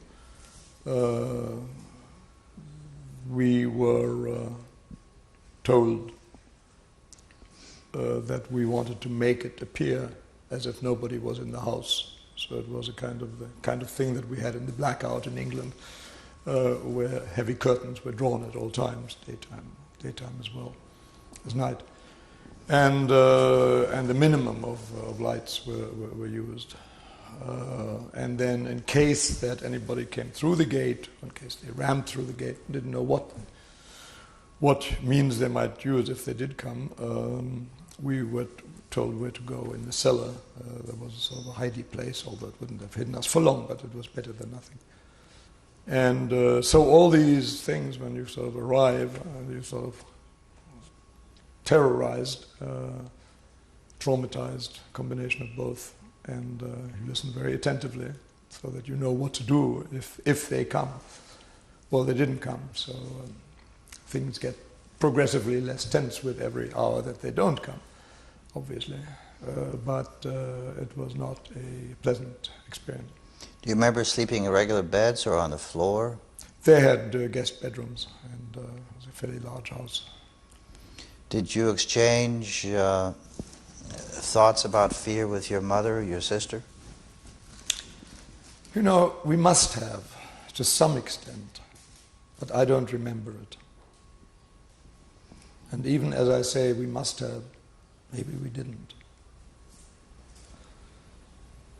But I can only repeat, we must have. I can't imagine that we didn't, but I can, in all frankness, I cannot say that I recall having conversations about this with either my mother or my father. We discussed current events, things as they were happening. We discussed the situation, the political situation. We read the papers. We knew, as I said many times, what was going on. We were treated as grown up beyond our years under the circumstances, and rightly so.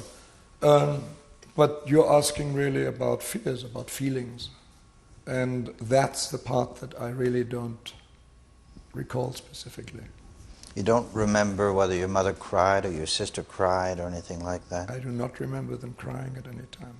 There was definitely a tradition of stiff upper lip in the family. There was the word tapfer, which is brave, I recall as being a key word in my childhood.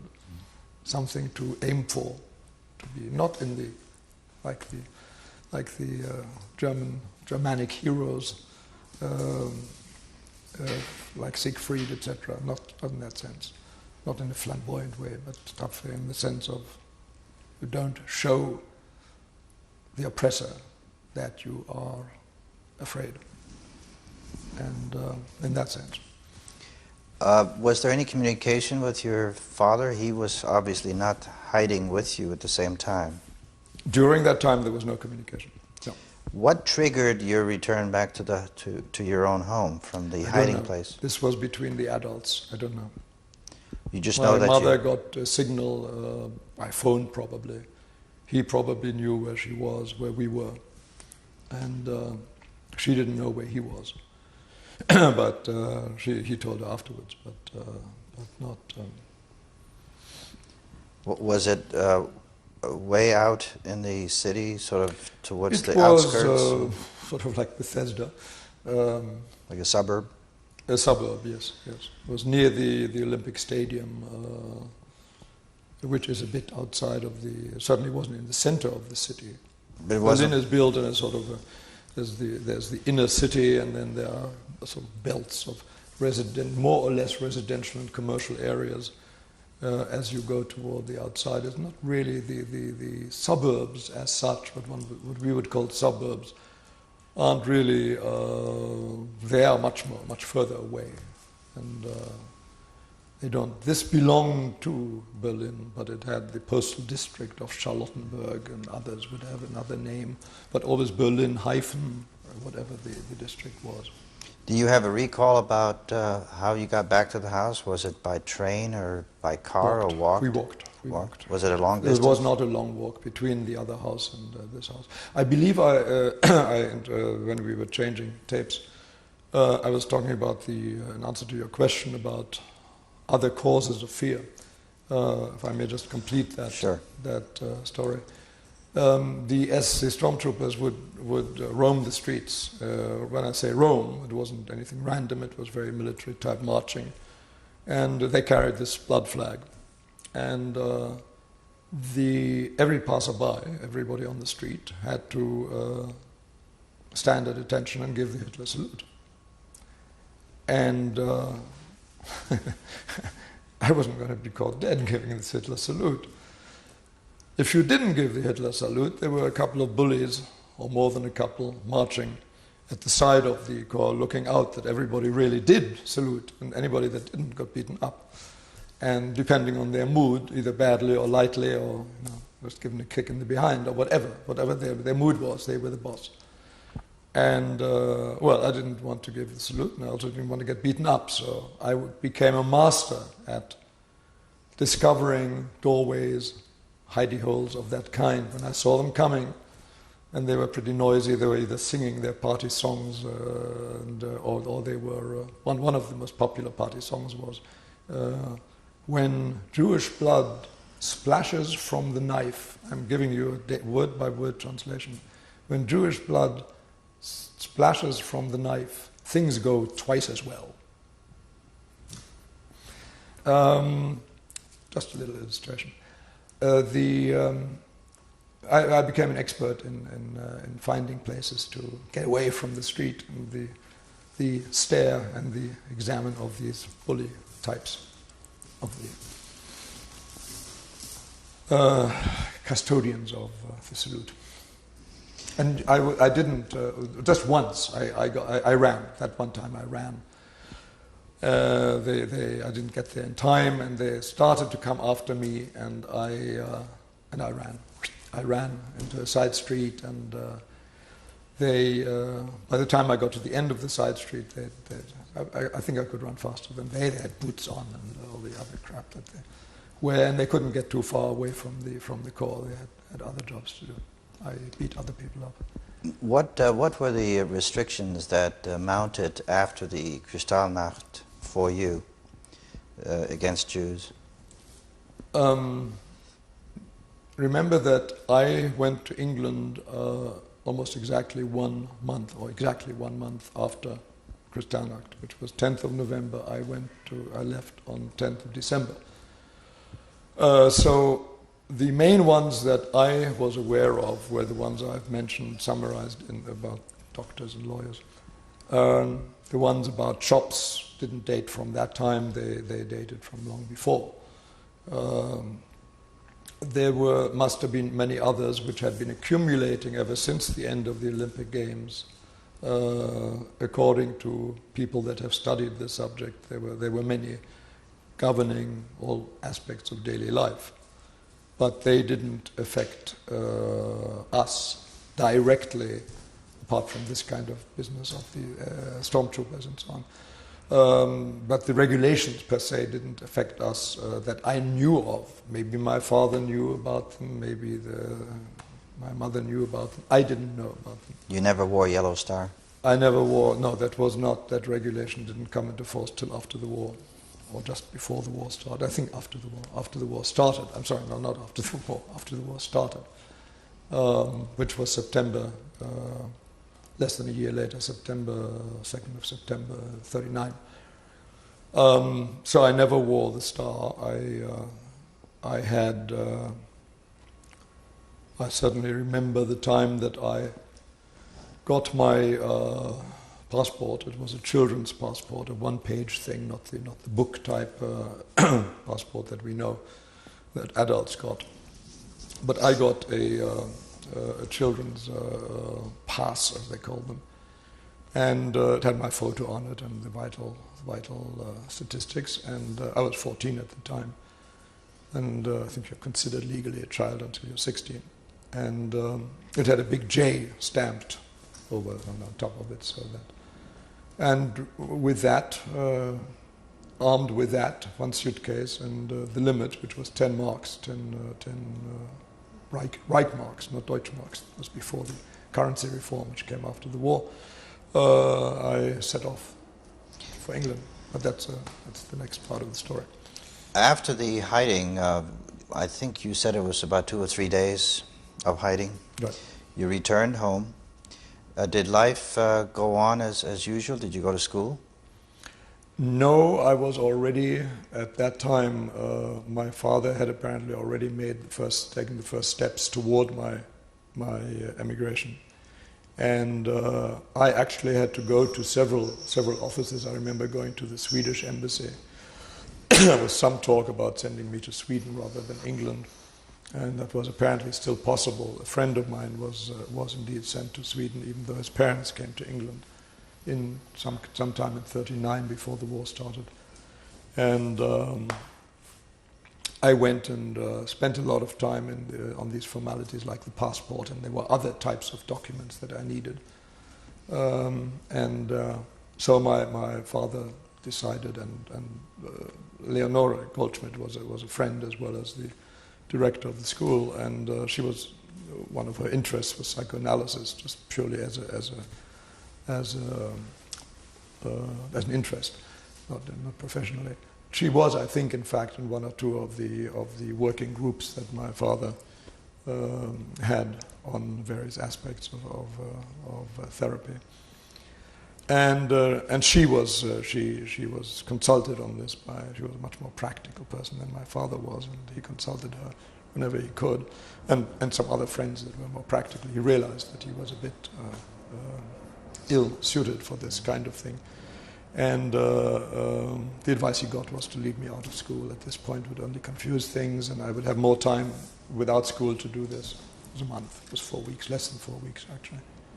The idea of leaving... So I didn't mind at all. Right. The idea of leaving Berlin, how was that introduced to you? Very matter of fact. It was introduced to me after the Kristallnacht. I did not know until then that my father had been active in looking for ways to get me out of the country. I say to get me out of the country because my sister was due to do her Abitur, which is the school closing exam, sort of like the French baccalaureate, the following year. They were not trying to get her out of the country, and that's the kind of thinking for which you have to be German to understand. And I wasn't sufficiently German to understand that. Even then, I sort of lifted an eyebrow, but you couldn't argue with your parents. They knew best. And of course that was the reason why she perished along with them, because it was much too late, and I don't think she ever took her Abitur. But it was unthinkable for a bourgeois family to stop there, that the daughter stopped there, for that bourgeois family anyway. So it was only for me that they were looking for ways out, and it was not painted as something permanent, that it would be a temporary separation. We all wanted to believe this. They were trying very hard at the same time, even though it was late in the day. Better late than never, and they tried very hard to for themselves also, and my sister, to get out right until the end, until war broke out, even afterwards, while America was still neutral. And of course, no one, I dare say no one at that time, had an inkling of what the Holocaust would really consist of, what it would cover and what it would be. I mean, this was something that was unknown in the annals of civilization. So, the worst that I know of that anybody could predict would be maybe work camps, terrible conditions, not enough food, horrible, everything horrible, horrible, horrible, but you had your life. Maltreatment, which might cost a life here and there, but not systematic eradication, elimination. That I dare say, I have yet, so many years after the war, to find anybody that says, I knew, or he knew, or they knew, or to show me where it was written, or who said that who could predict this. This just wasn't. So I'm saying this in order to somehow convey that this was not unwarranted optimism, to really think that that we would be reunited, that this would be a temporary rather than a permanent separation. And that's the way that the whole thing was approached. How much of this was kind of, I can't answer for my parents, I can't answer for my sister. For me, I had an inkling that somehow I can't help thinking was stronger than theirs anyway. I had a strong inkling that this was not that temporary, that this might well be permanent. I didn't know how, obviously, but I had a lot of trepidation about this. But there was, since I couldn't detail it or document it in any way, there was no way I could put it into words. It was a feeling. If my father said this was going to be temporary, great, I hope he's right. I'm wrong.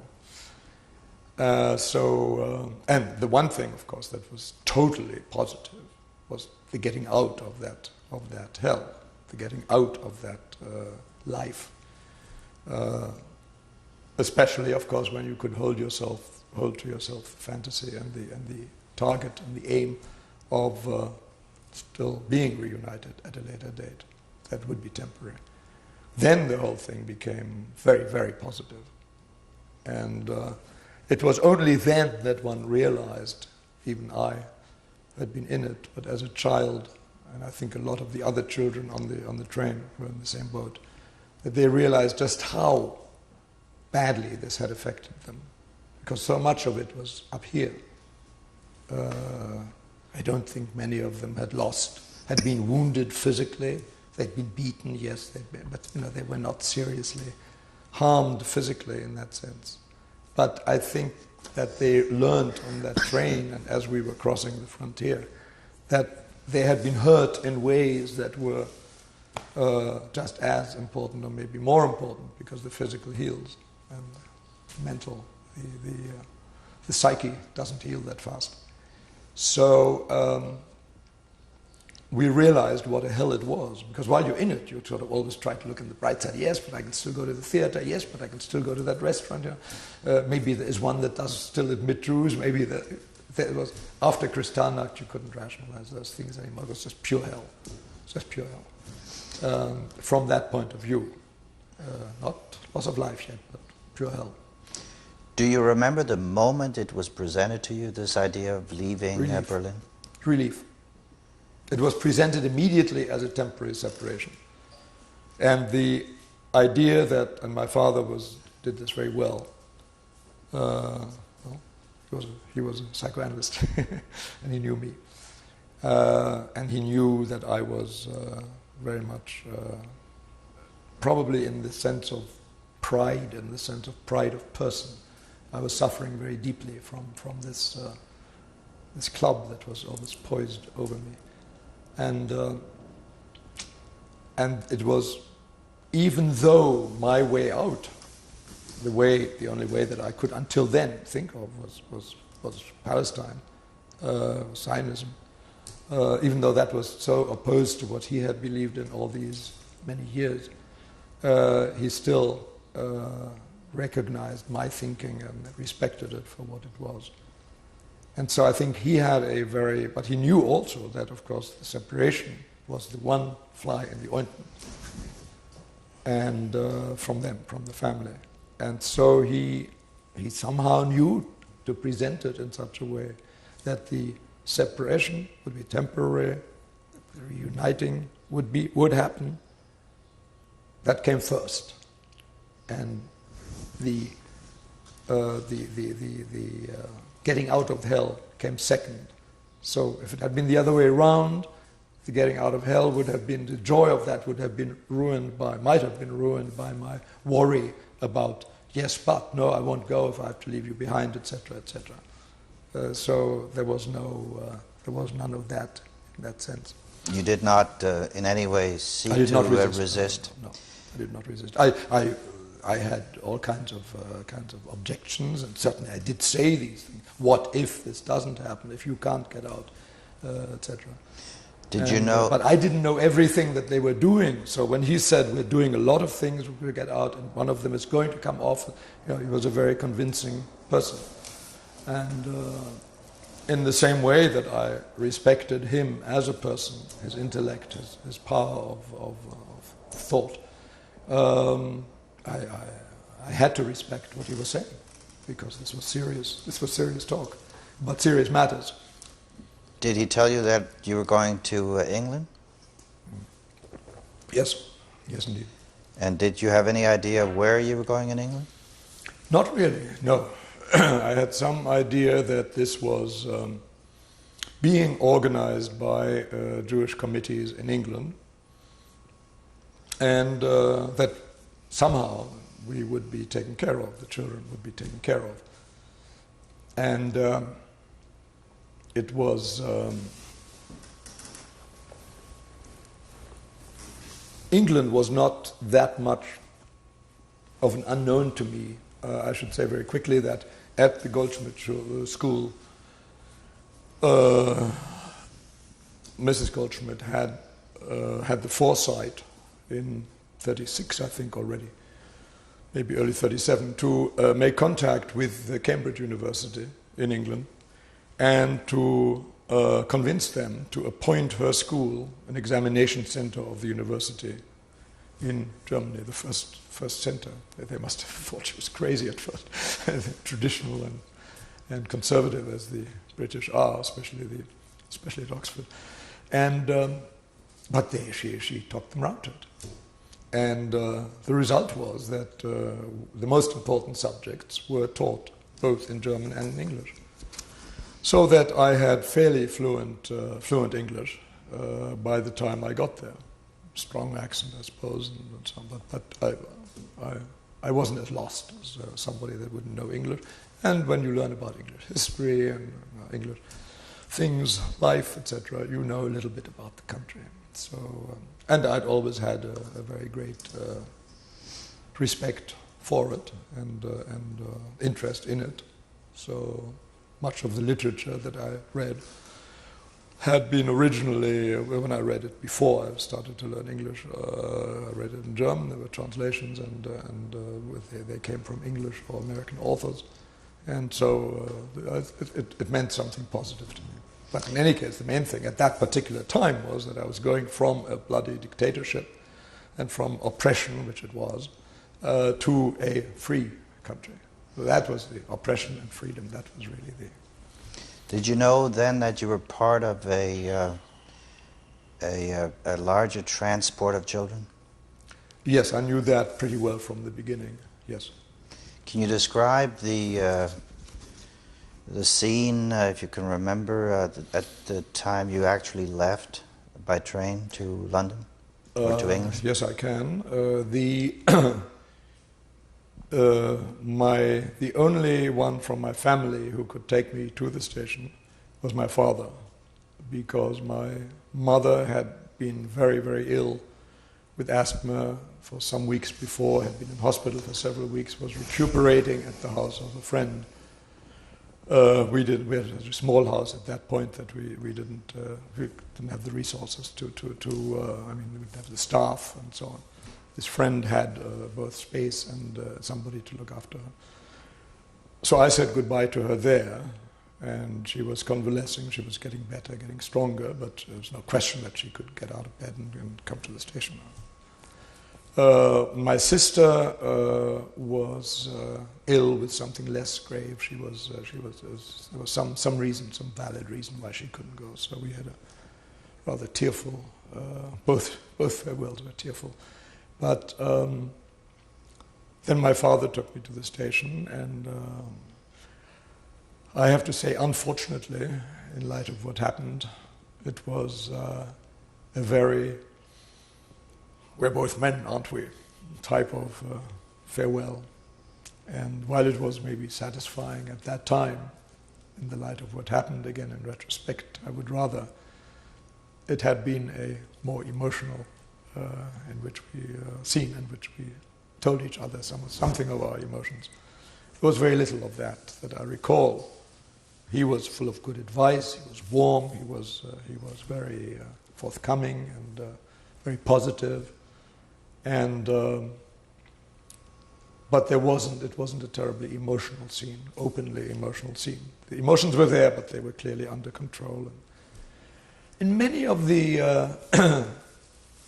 parents' families that I saw there, putting children of theirs on the train, there were quite a few that exercised the same kind of self-control. I don't know what scenes they had at home, and I wasn't observing. I was too busy with my own farewells. I wasn't. So I can't really say what the scene was, but it was obviously, openly or controlledly, it was a very emotional scene before the train finally steamed away. Of course, we went into a train that had some young people, adults that were Jewish, and that would take care of us, look after us till we got where we were going. And but they were authority figures. You know, they were not really close. They sort of told us where to go. And then, of course, there were the guards, the train guards, which had they didn't have the SS uniform. That didn't come into play until the border station. And there it did come into play, quite brutally. As a matter of fact, that was actually the last time you saw your father? Yes. And it was also the last time you saw your mother and your sister. Yeah. Did you harbor any thoughts during that period of farewell that you would never see them again? Inklings aren't thoughts. Maybe they are. If they are, yes. It goes up and down. Hope goes up and down. Until the war, I was in regular correspondence with them through the regular mail. And after that, it became much more rare and much more limited, our communication. But during the war, during the period before the war, after my departure, before the outbreak of war, they were doing their best to write to me about the little things of life, about the way that things were, toning down the bad things, playing up the pleasant things, and always imbued with this hope and giving reports on what they were pursuing, what route they were pursuing for emigration. So there was always an element of hope, but that doesn't mean that I was thinking at all times that would succeed. No. It was a mix. Was this the first time you had been away alone? No, not quite. I was on a 3-week visit from Berlin, I guess it was, to my uncle who lived in Frankfurt in 36 or 7. On that I went alone, and my uncle and his wife. It's the end of tape number 4.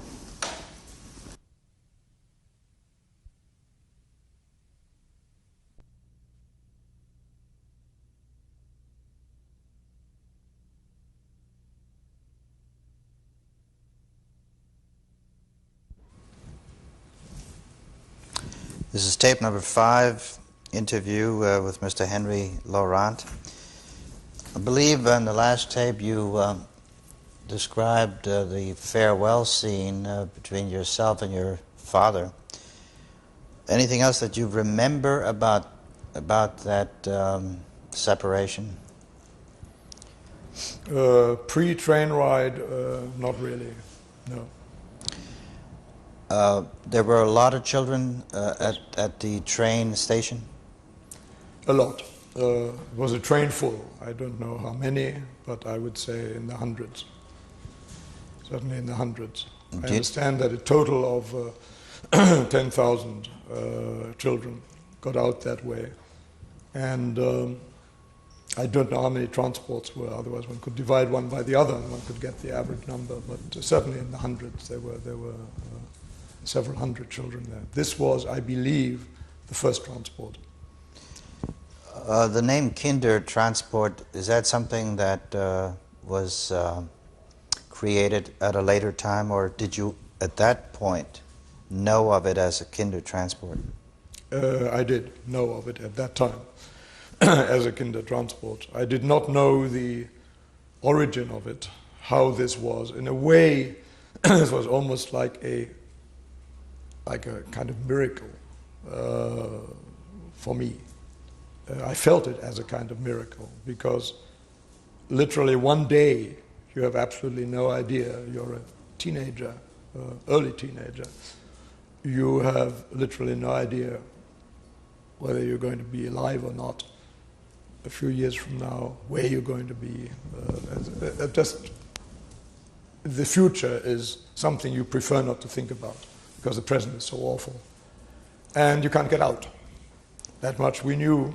It was very, very difficult to get out of Germany because other countries wouldn't take us. So I knew only later that following Kristallnacht, following October 10th, November 10th, the British Parliament passed a law.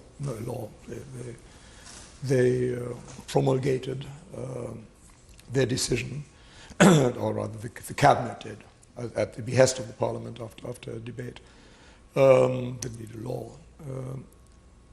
Cabinet decision to admit 10,000 Jewish children from Germany and Austria. Austria by that time had become part of so-called Greater Germany as of March 38. And they said, we will organize with the Jewish authorities here in England, we will organize this side, but of course you guys over there have to organize your side. At that time, and I learned this only weeks ago, on the occasion of seeing a film it's called Kindertransport, that was shown here in Washington just a few weeks ago, in early '97. There were some people from some of the young professionals that had been thrown out of their professions, and some of the people from the Jewish community authorities got together, made up some committees that had to work very fast. And don't forget, this was all, they were definitely under the gun as far as time was concerned, because they knew that it couldn't be much longer with the war coming. And they had to get the agreement of the Germans, number one. They did get it for somehow, I don't know how much money it cost, but how many bribes it cost, but they got it. And then the details had to be negotiated. Who should go, how to handle the applications, how to let people know that this exists, all the myriad administrative details. Administrative detail is a term that, lucky for me, at that time I did not even know what it meant. I've learned in the meantime what it means. But at that time, all these things were just totally beyond me, and that's why I use the term miracle. In a way, it was a kind of miracle. It was the only country, and this needs to be said, the only country at that time that made this, England was the only country that made this gesture, that saved, at the very least, 10,000 lives. And for that I have always, in England, out of England, I have always had a very thankful feeling and respectful feeling for the English. What was the range of ages of the children? The lower limit I can't say. From observation and from memory, I would say 7 or 8. Maybe it was 6. The upper limit was 16, that I recall. But most of us were sort of in between, I would say, 9 to 13, 10 to 13, 14. Boys and girls? This is a funny thing. When the Kindertransport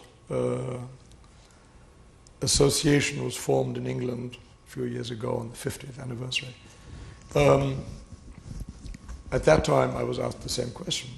And I said, I just remember boys. I don't remember girls. And I had nothing against girls, believe me. This was not the maybe typical at a certain age aversion to, oh, girls. No, that was never the case with me.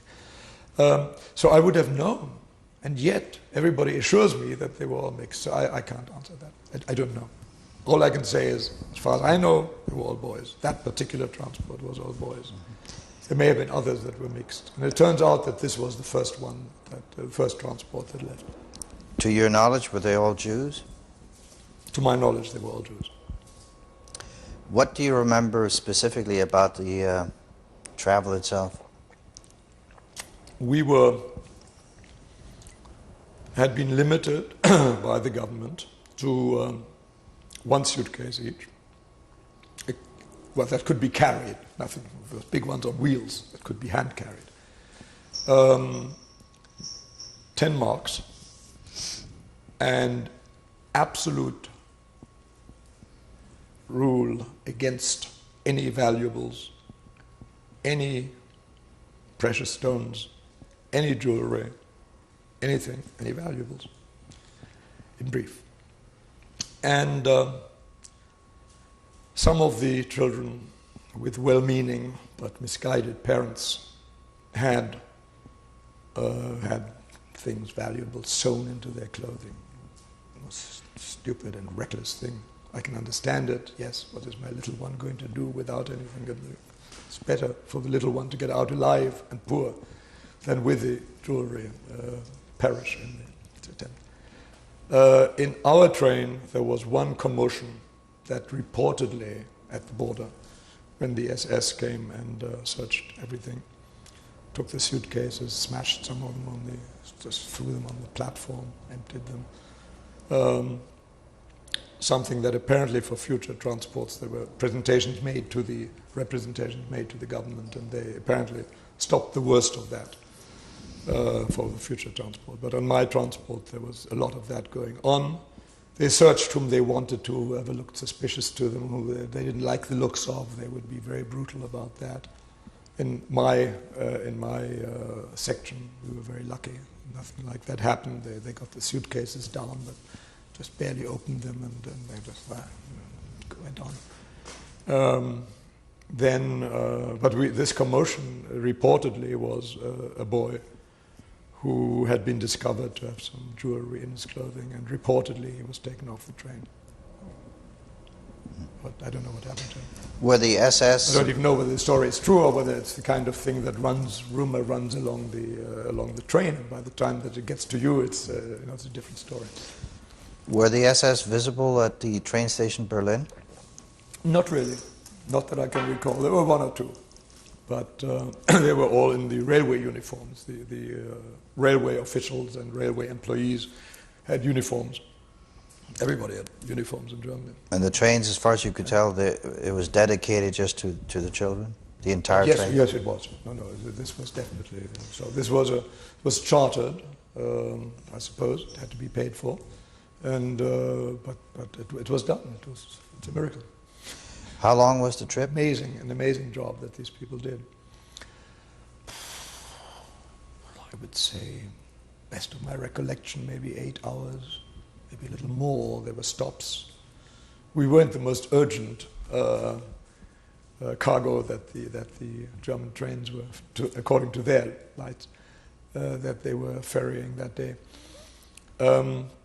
I must quickly go to the border crossing away from the SS, if I may, and to give another vote of thanks to the warm, when we crossed out of Germany, that was one thing.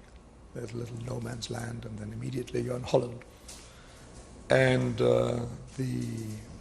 my vote of thanks goes to the wonderfully warm-hearted ladies of the I don't know what they were. I don't know the organization, the Jewish organization in Holland, that were waiting for us, that streamed through the corridors, hugging everybody, handing out cups of cocoa, great Dutch cocoa, hot chocolate. And I mean, and that's when many children broke down and really cried. That's when they let themselves, because you don't want to let yourself for the others, and before you really know that you're out, because you don't want to break down for nothing. Most of us, I am sure, like I, believed, hey, this miracle is not going to last. We are not going to get past that border town, border post called Helmstedt, was in folklore, in Jewish community folklore, as the magic place. Once you get past that, you're out of this. So we were actually going through Helmstedt, and then we were moving out of Helmstedt, and the SS were left behind. That was one of the most amazing moments of my, positive moments of my life. Did it cause you to break down as well, or you don't remember? I don't remember. God, we were so well disciplined. I don't remember, I couldn't tell you. I wouldn't be surprised. How did you get to England from Holland? You go through some waterway? We went by train to the Dutch port, Hoek van Holland, and that same day, that same evening, we caught the night boat, to Harwich, the port of Harwich in Essex, in southeastern England. And we landed there in the morning. This was December. Bitterly cold. Wind, not that much snow yet. There was more later. And then we were put on buses and we were taken to a camp, not a concentration camp, but a holiday camp, which had been given to the Jewish committee for this purpose, made available, because it was sitting empty, by the owner of this enterprise, who was a Colonel Butlin from Canada, who a few years earlier had the idea that the British working classes are entitled to some cheap vacations by the seaside too. Why should the upper classes have it all? And so he built these villages, which were really just basic shacks with a bed. There were 3 or 4 to a room, I think, in some cases 2. Forget the exact details. And they were right by the seaside, scattered. There were several of them, I don't know how many. We went to the one that was called Dovercourt, just by along the coast from Harwich. And of course these were to be used in the summer only. Well, he must have had an exaggerated idea of the virtues of the English summer, as I later found out. However, that would be at least bearable. It doesn't get that cold. It doesn't get so cold that the water in your hot water bottle, which was the only means of heating, personal heating available to us. I'd never seen a hot water bottle before, but I did in England, that water froze, not solid, not in a solid bottle, but it started to freeze, and my feet with it. So that was the hardest winter, it seems, in 80 years. Didn't matter. We're out of Germany. Didn't matter at all. That was nothing. And they had the usual, there was a mess hall, and there was an entertainment hall, and we had briefings, and we had interviews with prospective foster parents, committee representatives. The main Jewish committee had set up local committees made up of mainly of Jewish businessmen from the area who were able to finance the hostels that they would each set up a hostel in the town, and they would house and feed the children until such time, send them to school until such time as we would see, because everybody knew that the war would start and things would then have to be changed in some way, but we'll worry about that later. For now, here's food, here's shelter. So we were there. It was a kind of a transit camp, if you will. And though, as I say, it was pretty cold, I didn't hear anybody complain about it. Not seriously. There's a bit of bitching here and there, but that's all. How far away was that from London? Just to get a sense of distance? I would say 2 to 3 hours ride by car, by train also. Did you make friends with... Yes. Remember the names of any of them? No, I'm afraid I don't. I have it written down. I have some names written down somewhere. And I kept in touch with some, including one that went to a kibbutz, ended up on a kibbutz in Israel, before it was Israel.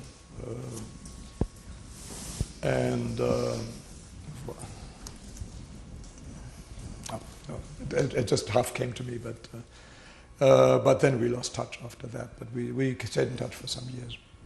Do you remember any chit chat between you while you were traveling to England? Lots.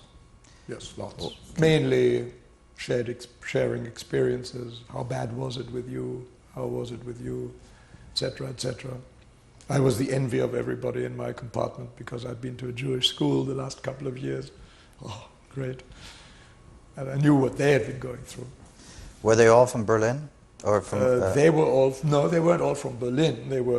Berlin was the collecting point. Most of them were from Berlin, but there were quite a few from towns from which they had been sent to Berlin, or taken by their parents to Berlin, and then put on the train. There was another, I learned later, in fact, just recently, there was another collecting point in Hamburg. And there was also, our train, by the way, was combined at Helmstedt, at the border, with a train from Vienna that brought Viennese children. And they were less than we, maybe half or less, even third maybe. So we arrived there as a mixed Berlin-Vienna bag. We arrived in England. I never met a Viennese before. Were there any guardians that you could seek out in case of homesickness? No. There were. You mean like counselors or something like? There were grown-ups around. Yes, there were. They were all English. There was a rabbi, I'm sure, and one. Sure, yes, one could. Yes, I should amend that. Do you remember any incidents of homesickness on the part of either the younger travelers or yourself? Yes. The reason probably why I don't remember is that I don't remember that aspect of things is because I was 14. And I think that the main demand for services of these comforting people would come from the younger ones, would come from the ones who really didn't understand, didn't to the same extent that we older ones already did.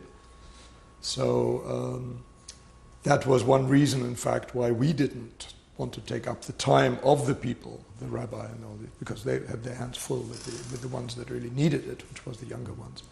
And were there any historical? We had some role in that as well. I mean, we somehow, took a little, somewhat care of the younger ones as far as we could, but we weren't. Some were more used to it than others. Those with large families that had taken care of young siblings were better at it than others. Any hysterical outbreaks? Not that I can remember, no. How long did you stay in that camp? Or until March of '39, 3 months. About 3 months? About 3 months. Well, that makes it 4 months, doesn't it? 10th. We would arrive there 11th or 12th of December '38, and I can find out the exact, but it doesn't matter, 3.5 months or so, 4 months maybe. During that time, was there any education provided for the children? there were some rudimentary English lessons, and in fact, the few of us that knew English like I did volunteered to give some English lessons to those that had none at all. So we were given some books, but it was very, very partial. Because, we weren't teachers and hardly knew the language well enough to teach it to others. But it was better than nothing, I imagine. It made them feel a little bit that they could get around on their own without being total idiots. And I think it did some good. So there was some self-help going on in this. There was one very touching incident that I want to quickly mention. There was a girls' boarding school nearby, a very posh girls' boarding school that, for the Christmas holidays, was of course empty because all the girls had gone home, and the directors of the school invited the children from the camp to go there and spend the Christmas holidays. I think we were allowed to go for a week because there were many more children in the camp than the school could take, although it was a fairly big school. And I got that was a very nice experience because it got us in touch. We each had notes when we went to the rooms, our bedrooms that were the girls' bedrooms. We each had a note from the girls, maybe with a little gift, and sort of expressing their pleasure in being able to do this and hoping they would that we would enjoy this break. Well, we enjoyed the break in a heated building after out of the December and January winds howling outside. So it was a wonderful gift, a good mitzvah that they did for us there. And we of course wrote notes back to the girls, secretly hoping that we could maybe make contact with them. But I just wrote a note. And but with the lady who was I should also add that the teachers, the senior teachers who were heads of houses, boarding schools are divided into houses, and each of them has a house mistress, and she is the boss of that house. And the house mistresses stayed behind, and the staff stayed behind to cook for us and to clean and so on. And the house mistress stayed behind to look after the whole caboodle. And the one that, I guess mostly because I spoke English, that had our house, I was made a prefect because I spoke English, so I was the intermediary between the boys and the lady, the house mistress. And we got to know each other very well, and she turned out to be just a wonderful person who kept writing to me, sending me presents throughout my years in England, actually.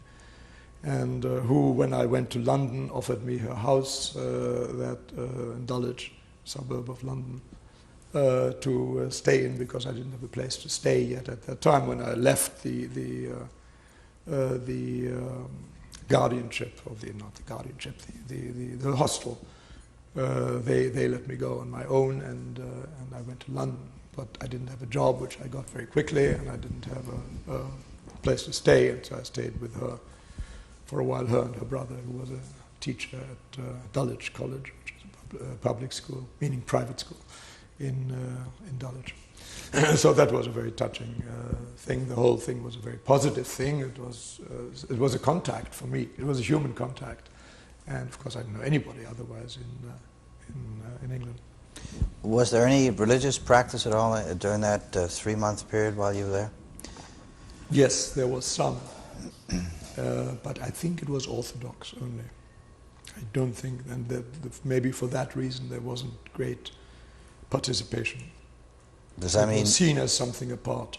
I think what they had an Orthodox rabbi only, and that was that. And children that were not brought up in that didn't know this, didn't know what to do. They didn't know the routine. So the food was kosher? Good question. Sorry, I can't answer that. I don't know. There must have been. Did they have? There must have been. I guess there are dispensations. Did they have services on the Sabbath? Oh yes, there were services. There were services. So you left and you went to London? No, I went to Bradford, Yorkshire. From there, with another group that we all would live in the same hostel, a group of boys between, at the same age group, starting between 12 and 14, 15. And we would all live in a large house that had been either rented or leased or bought by the Bradford Committee, Jewish Committee, who would be henceforth our guardians. And that was presided over by a rabbi from either Germany or Austria, I think Germany, who was also a refugee, and his family was there, of course. And he was the warden, as they called it, of the hostel. Do you remember his name? Auerbach, Auerbach. So he was a rabbi of the community of Bradford? No, he was a refugee rabbi. He was a refugee who was rabbi. He was not a local rabbi. No. How long did you stay there? I lived there for from March 39 until summer, April, May of 42. And during that, a little more than 3 years. During that period, did you have any communication with your family at home? Yes. As soon as I had an address, or even before, I wrote to them. I wrote them from Holland. I wrote them from the camp, and of course they knew that I wouldn't have a permanent address yet. Well, they did send me some letters to the camp, and all asking the kind of questions that they would. How were things going? Was I finding anybody? How is this thing organized? Because they had very little idea how the thing was organized on the English side, and which was doubly tough for them because they had really no idea what they were sending me into, except it was a free country. That was the main thing. And they were family letters, and as soon as I had. As soon as I was in Bradford and had a more or less permanent address, we had frequent correspondence, which I still have most of it. By frequent, what would you say, weekly, monthly? At least weekly, I would say. Until the outbreak of war, which wasn't very far away. It was only 6 months away. March to September. Did you have any feeling that they were limiting their communication to you in any way, in the form of censorship? No, I wouldn't.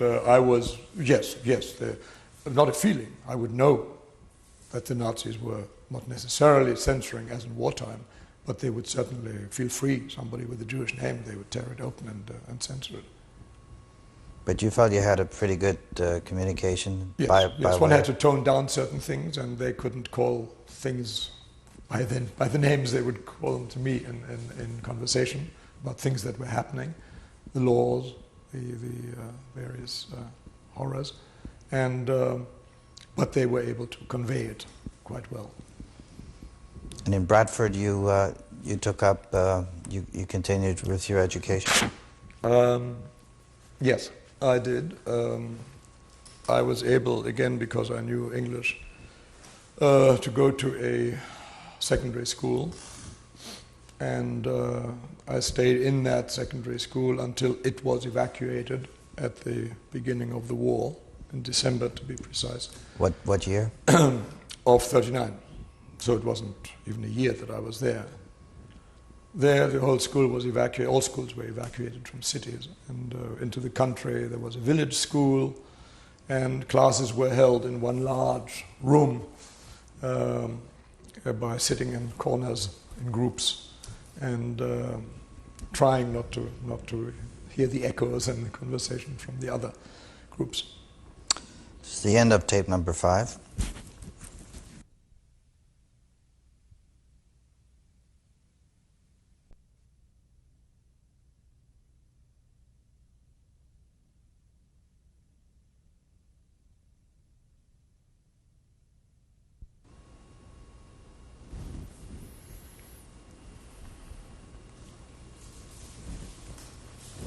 This is tape number 6, interview with Mr. Henry Laurant.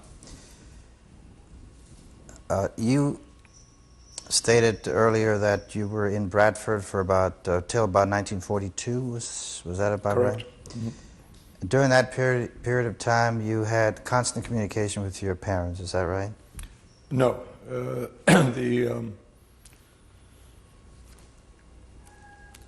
Yes. Continuous, but the frequency changed radically at the outbreak of war.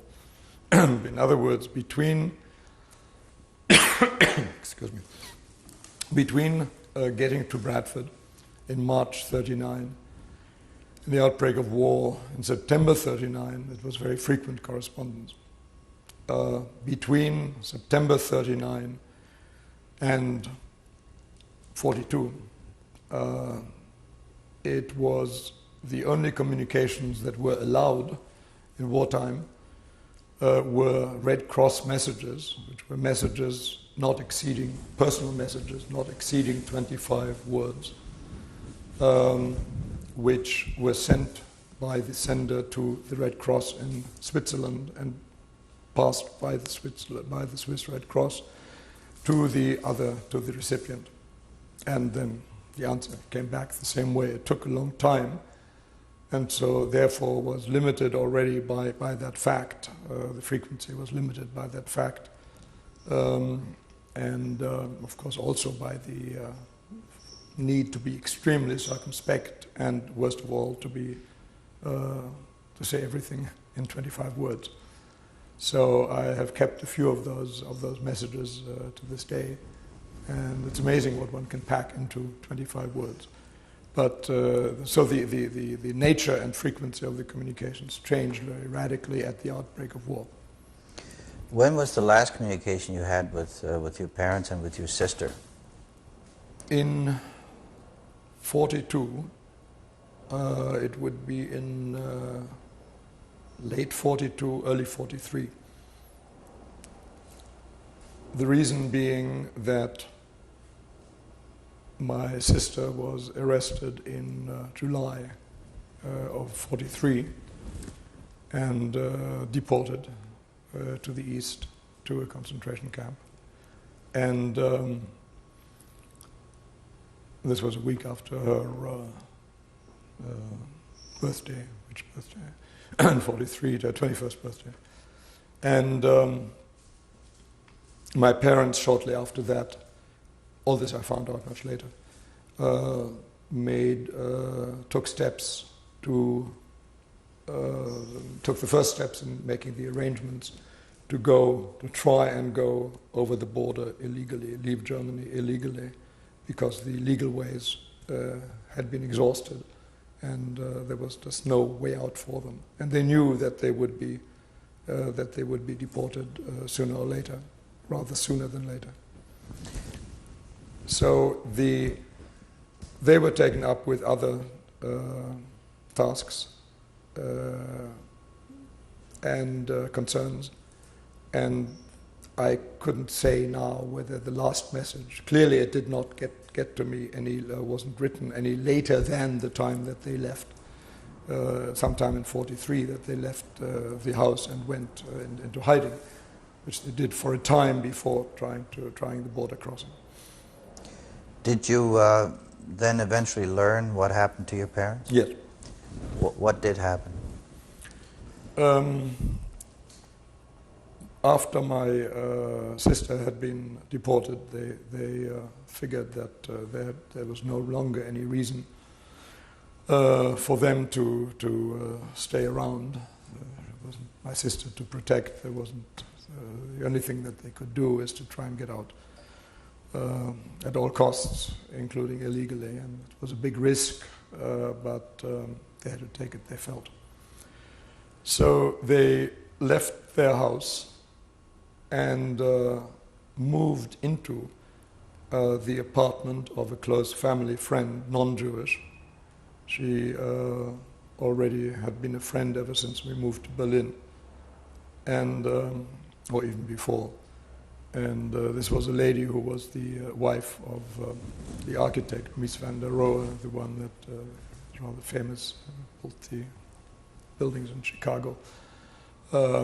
What was her name?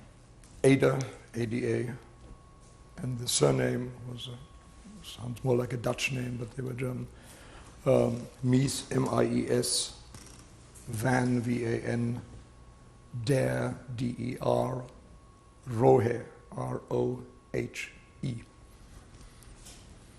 And I got these commissions, her husband got these commissions in America in the early 30s or mid-30s, I believe, and then his name became very well known here, and had a very good, lucrative practice, and they were separated. Basically, he stayed here, and she stayed there because the girls, she had 3 daughters, were in school, and she couldn't just up and go. And besides, there were other considerations as well. They were very anti-Nazi, and if there are any good Germans, which I have many times in my life doubted, these would certainly belong to them, and she particularly. She hid my parents at, of course, obvious cost and risk to her life and liberty and family for several months, it seems, and several weeks at least. I don't know the exact time. And from there, they had arranged certain stops before they got to the border. They must have had false papers. I don't know the details of that. But they got to the border all right. What border? These different stops. The border was near Innsbruck, the Swiss border between Germany, or rather Austria, which was part of Germany at that time, and Switzerland, in an area called the Vorarlberg. It's the Swiss name for it, V-O-R-A-R-L-B-E-R-G,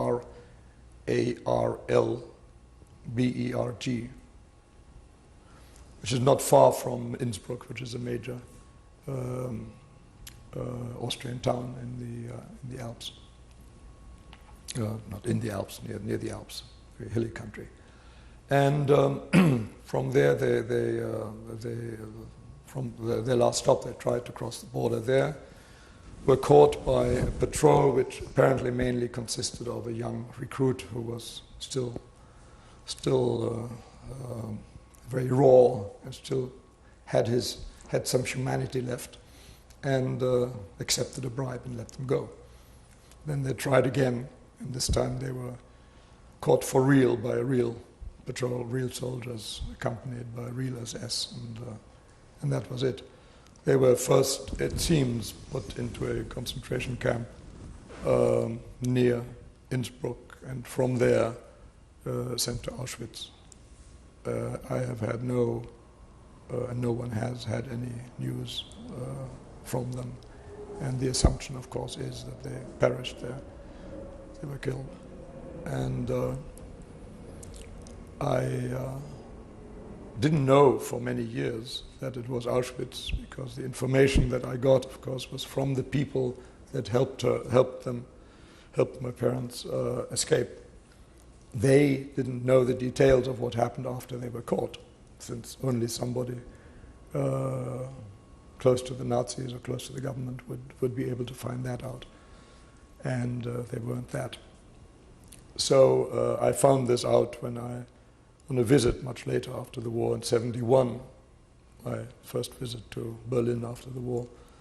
I went to the Office of Jewish Affairs, which had been set up and which collected documents and various other things, information. And they handed me a large envelope with the passports of my parents and my sister, and a Gestapo report, headed Gestapo, Gestapo letterhead, in very thorough, typically German thorough format, telling of the arrest of the married couple, Levi, who were trying to escape from Germany, blah, blah, blah, and were arrested and placed under arrest and sent to Auschwitz. And that's the first word I heard, the first time I heard the word Auschwitz in this whole matter, because, as I say, it came indeed from a government source, i.e. the Gestapo. nothing has been heard from them, nothing has been heard from my sister or about my sister or about them.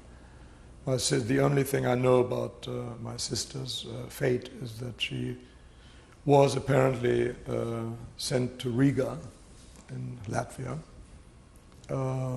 which had a whole history of ghettoization and then ghetto extermination, and as the receiving locale for deported German Jews and Austrian Jews from various sources, mainly German, though mainly from Berlin, it seems. Whether she got there via Poland, where she might have spent some time in a camp in Lublin or not, it doesn't matter. She ended up in Riga, and there has been no word. I have spent a great many years and a great many efforts in trying to trace her particularly, because she is was the most likely to have maybe survived in some form or other. And I was interested to find out that there is an association in America of survivors of the Riga ghetto. Enough of them to actually form an association.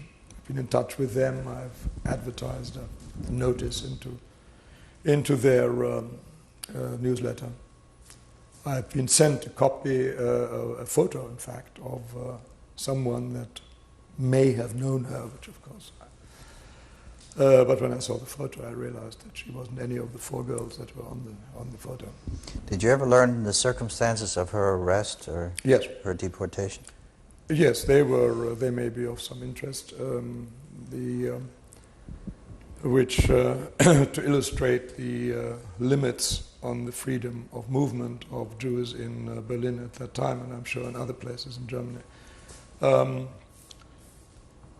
Jews were not allowed to use public transportation except on those routes which they had specific and written permission for on their person, which they had to show. I have such a permit for my father, which was in the effects that I just described, which shows me the format, and it gives him permission to go to make multiple journeys. It doesn't say per day, but it's renewable annually. So it seems as if the number of trips was not limited, not on this paper anyway, between his residence, which was on the outskirts of Berlin, and the inner city of Berlin. So that's all I know. My sister apparently, now I understand, once I had that paper, I understood better what happened to my sister, which I had until then not quite understood, because I didn't know the nature of this document. She was working, it was forced labor, in a place somewhere in a Berlin suburb. I think it was a Siemens, I was told it was a Siemens subsidiary, the big electric company Siemens, which still exists. And she had a permit, same as my father. Hers said she is authorized to go from her residence to her place of work and back on a certain metro line, the yellow line, let's say. She was at the station. She was meeting some friends who were also from work, who were also either going to the office, who would come with her from the office. She was talking to them, and they were kind of playing around and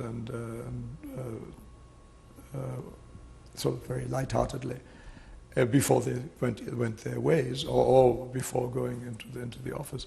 And one of them, anyway, cut a long story short, kind of playfully pushed her without meaning to over the general space of the station. She found herself just one step. She couldn't catch herself before she actually put a step inside the track that belonged to the part of the station that belonged to the red line, let's say. Immediately, an SS man who was standing there put his hand on her shoulder. asked to see her permit, said, "You're not authorized to be here," and arrested her. And took her home. She was allowed to pack a suitcase, and then he took her away. Well, they took her away. By this time, he might have had backup. I don't know. And that was the last anybody saw her. Where did you gain this information? I got this information from Ada, Miss van der Rohe, who must have been told it by my parents, who must have been told it by my sister when she came home briefly to pack her bag before she left, before she was deported, after she'd been arrested. Very brief space of time. I mean, my parents must have been absolutely horrified. They said, "What, how come? And I'm sure she told them the story. They must have told Ada, because that's the only way that she could have known. Prior to 1971, when you learned of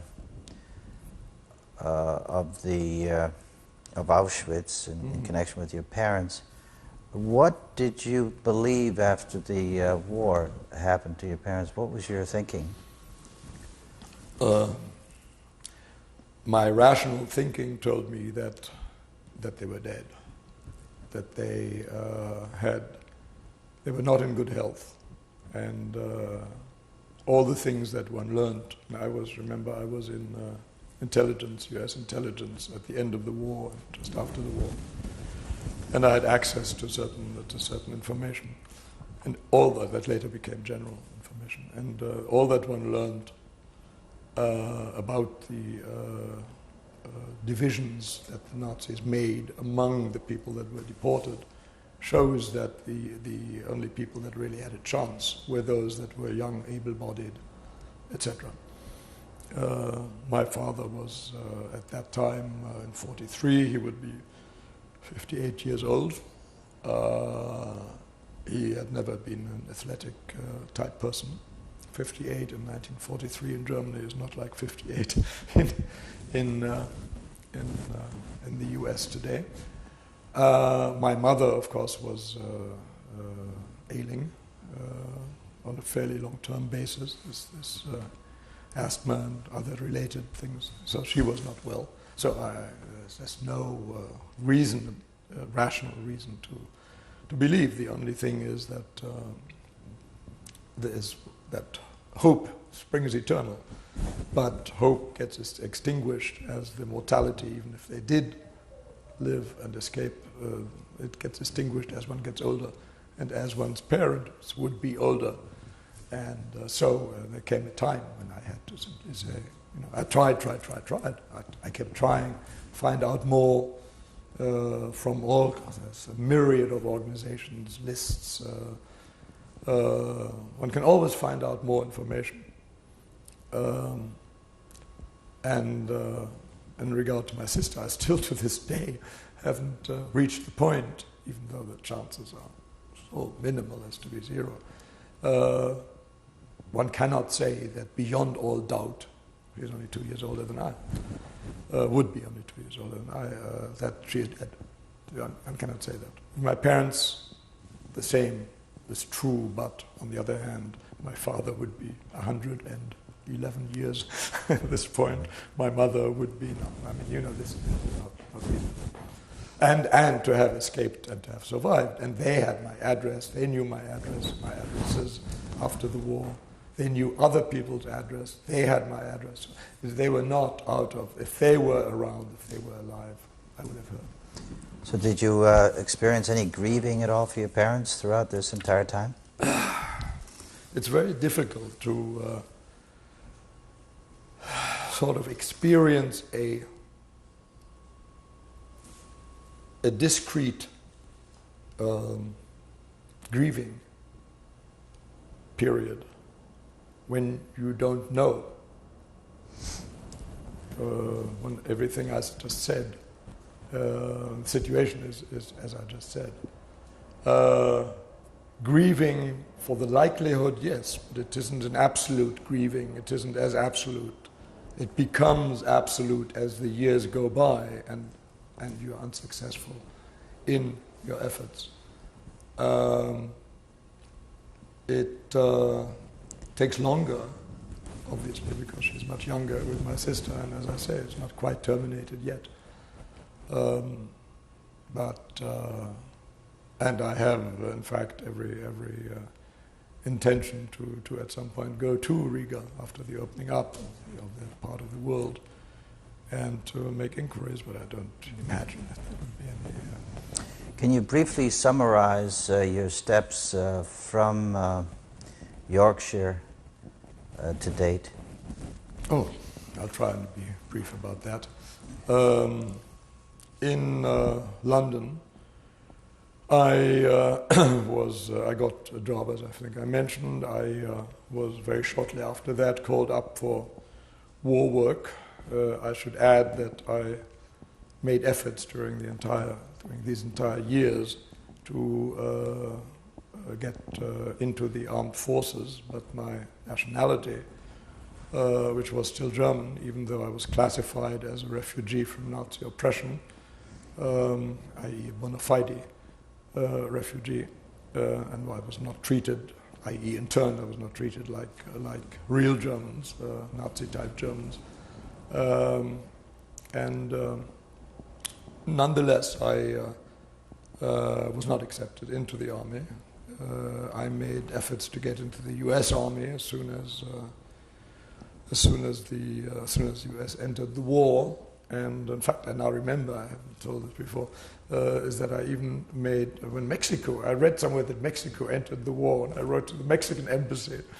I got a letter back in Spanish, and which I knew by that time. I had taken Spanish classes at one of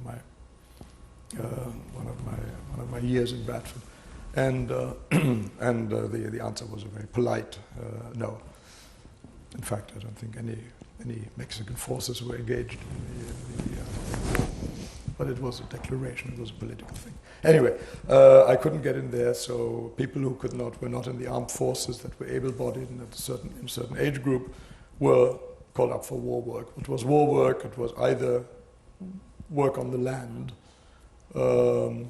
where you did harvesting and muck raking and all the things that agricultural laborers do, and or it was factory work.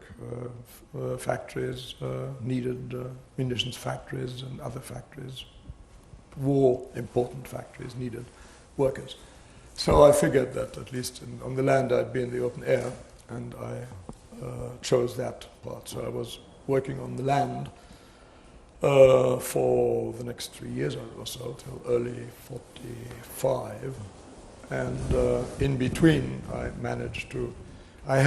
should add that I had managed to matriculate from school. In other words, high school matriculation in England was the same thing as a high school certificate and university entry exam combined, and I had passed that before leaving Bradford. I had come back from the evacuated school because they were hopeless. They couldn't teach me anything, and the level was too low under those circumstances. And went to evening classes, had a job in the meantime, and took the matriculation. So as soon as I could, I was going into university.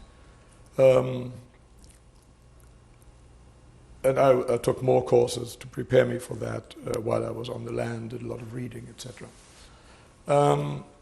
At that time, an opportunity presented itself to join a corps that the US intelligence was putting together, which was called the Disarmament Division, part of the US Army Air Force. And my cousin, by marriage, the brother of my cousin, who was also a refugee about my age, a little older. In fact, he's about 5 years older. He was also in England. He married the daughter of a Jewish couple there from Germany that had also landed there. So he was married. Her brother had gone to America and was now in the army and was back in England in uniform. And he told me about this, and I immediately enlisted his help and as far as he could, and made my application, and I got in. So I was last, I was going to be at my post in Germany a little before the armistice, but the armistice happened a few days too early, and I only got there after the armistice, middle of May, a few days after the armistice was, I think, 8th of May of 45. So I was with Uncle Sam, very interesting time, but I won't go into detail about that, rooting out, helping to root out Nazis, and more particularly Nazi arms caches that the Nazis had stashed away, and also in investigating war, war industries that had collaborated very strongly with the Nazis and had used large quantities of slave labor, foreign slave labor. And so I was there until VJ Day. VJ Day, the corps was, the division I was in was suspended, and their work was done. And I guess the attention then shifted to Japan. In any case, I was back in England. I managed to get into university in 46. I managed to get a scholarship the year after that.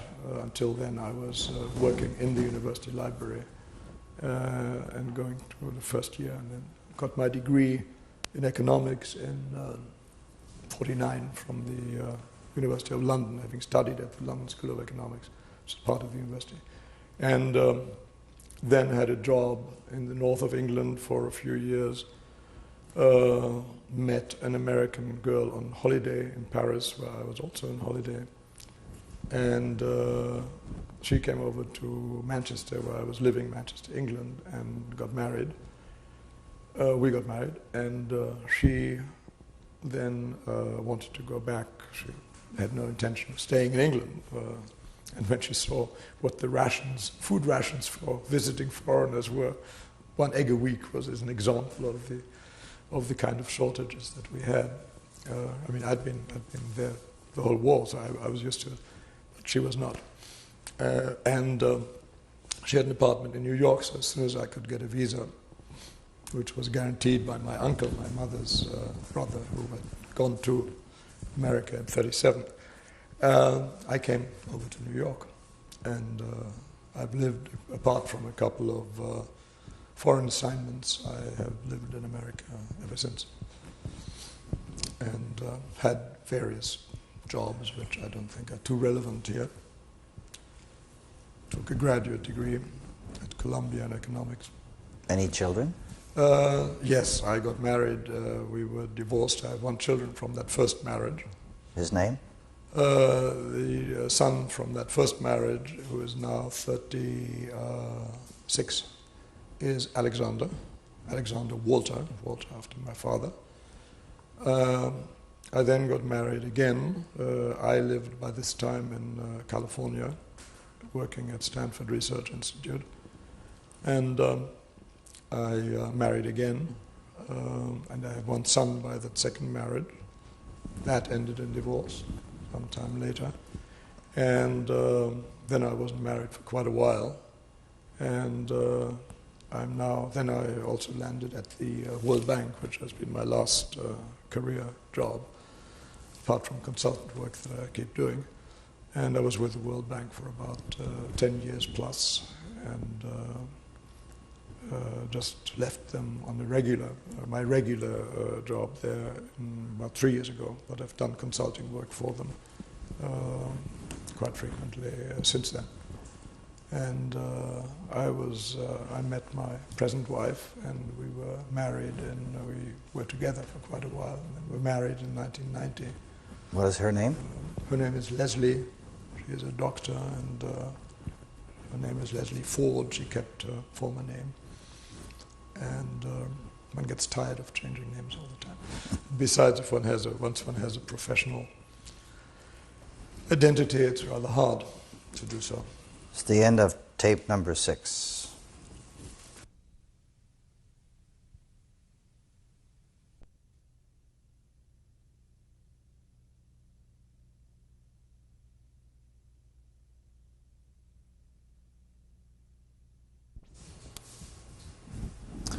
This is tape number 7, interview with Mr. Henry Laurant. Wanted to ask you about a phrase that is commonly used in the context of not just the kinder transport, but with the Holocaust generally. The term that I'm referring to is survivor guilt. Have you ever felt survivor guilt? Can you comment about that? I haven't felt survivor guilt until I knew that I was a survivor. In other words, that the others weren't and I was. I would say that a certain amount of guilt was mixed into my feelings from the time I left my family, I left my father at the station in Berlin in '38. There has to be a certain feeling of I am leaving them in the lurch. I am going where it's free, where there's life. I am leaving them in this situation, which is hell, and very likely or very possibly leads to death. Now, these are not articulated in the mind of a 14, these words are not articulated in the mind of a 14-year-old. But there has to be something of that. There is an unease, which is not only the worry about their fate, but which is also, which we've talked about before. But there is also a certain amount of this guilt.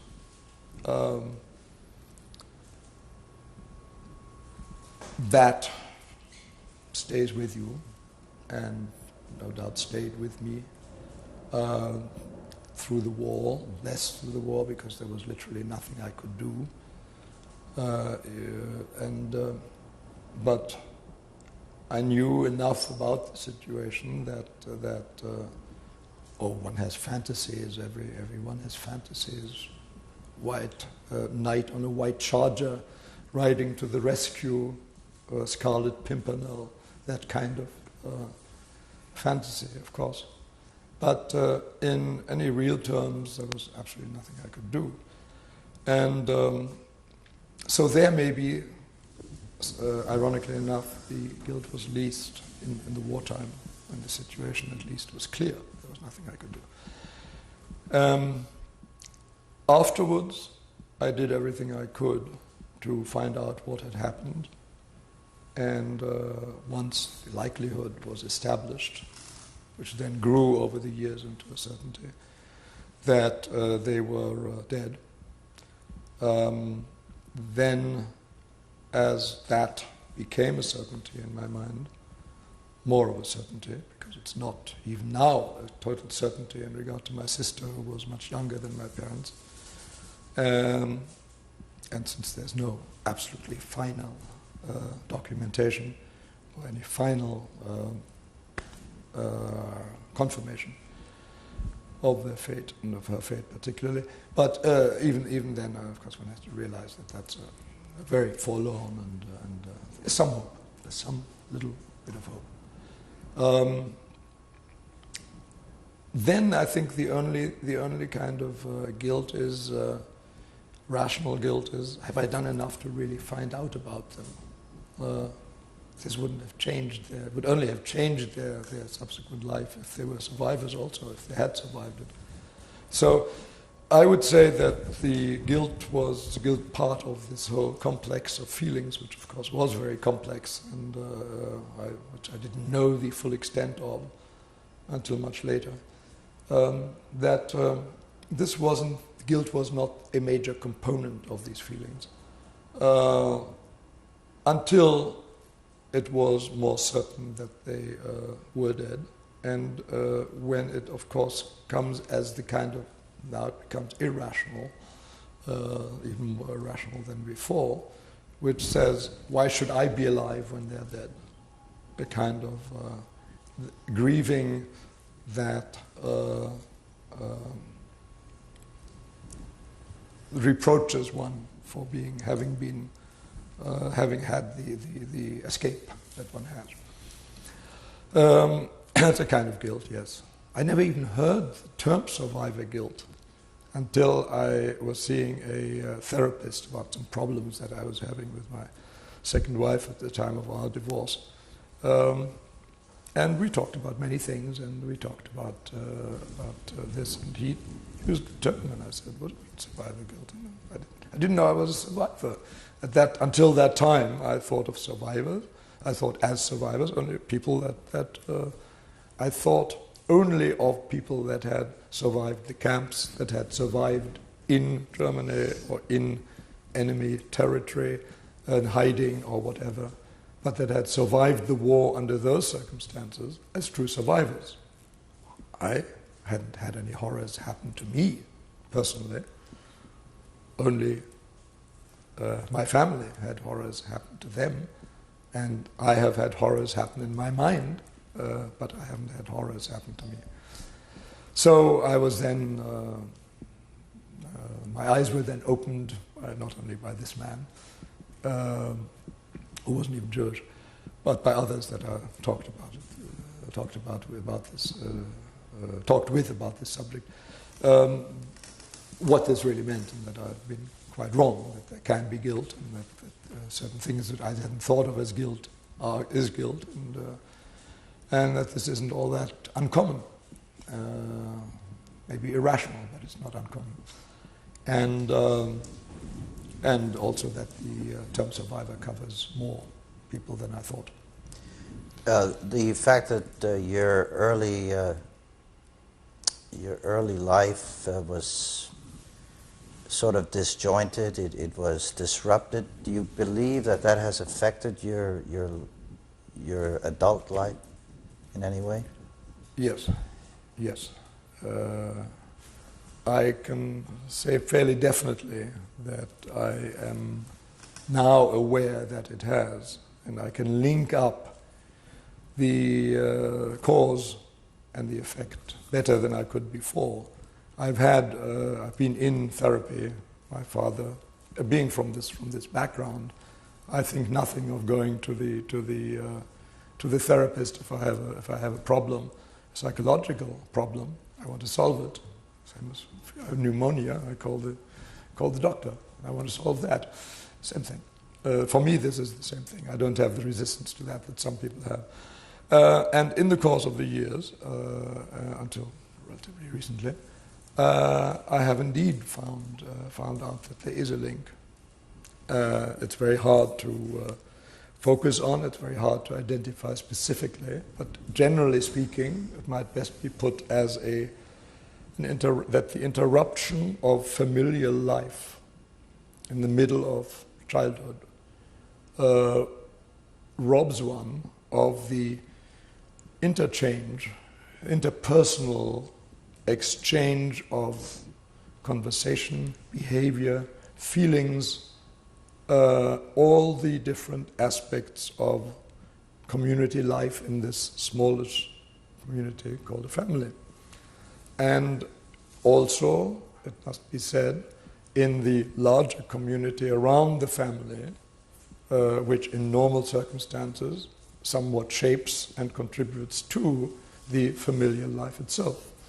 The circumstances around the family were obviously grossly abnormal and certainly contributed, but only in the sense of making people more afraid, so contributed very negatively to familial life at the best of times. But even having familial life at that time interrupted, the exchange between the family members, the things one learns from each other, and particularly that the younger ones learn from the older ones, thing of manners, how to behave to each other, how to get over fights that one has, negative emotions as well as positive emotions, and so forth. Those are things that are very definitely that I have missed in my later, what I guess one would call the development of the affect, of the affect portion of my psyche. I don't know the technical terms, so I'm just using the best I can. And specifically, if you will, you can point to my a lack of openness, a very grave difficulty in expressing emotion, even to those that one is very close to, emotionally very close to. The result, not only of that, of course, many other things as well, has been 2 broken marriages. That certainly has been contributed by all the things that I'm talking about. It's a complex thing. I can only mention a few here. And one of the expression of feelings, certainly the feeling that one is on one's own, which kind of builds a shell. And indeed, I was on my own, but that started with me at a very young age. And I was on my own. There wasn't anybody I could go to. Not really. And so one becomes very self-reliant. And self-reliant in a certain sense doesn't mean anti-societal, but it certainly affects negatively one's relations with society and the communications one has with society, and what one communicates to society about oneself and what one takes in communication by society to oneself. So again, the same thing applies within the family that one tries to create, and that I've tried twice to create unsuccessfully. And part of it is the great negative feelings that one has, that I felt. You say grief, yes, I grieved, but grief was mixed with an enormous hatred, just resentment, hatred, for all that craziness, and the people that expressed that craziness by killing, mass extermination, all the horrors. An anger which I couldn't express. How do I express it? What do I do? You have to control it. And I lived in a society at that time, English society, which puts a great premium on control of feelings, which maybe was bad for me. Maybe I would have done better in the kind of society that says, hey, let it all hang out. That was not the case in England. And so one could make a virtue of necessity, if you will, and stiff upper lip. Later, when I left England, came here, and was more open to other influences and grew less afraid, if you will, and afraid of myself and of my hatred. I was able to open myself up to some of these and acknowledge some of these relationships between cause and effect that I've mentioned, and there are, of course, many others. But I can say in brief, yes, there is a connection. There is a price to pay for one's freedom and for one's survivorship. I think I know what the lesson of the Holocaust is for you, but can you express your own feelings about what the Holocaust should mean to the next generation and to future generations? Well, yes, I'm trying not to be too cynical. I think that the generally accepted lesson should be never again. And my only contribution to that, to add to that really, is it's not enough to say it. It's just something that one has to be on their guard and don't go to the other extreme by trying to love everybody. We don't love everybody. There's some people we don't like. It doesn't mean we want to kill them. It just means we don't like them. We don't choose their company. That's freedom too.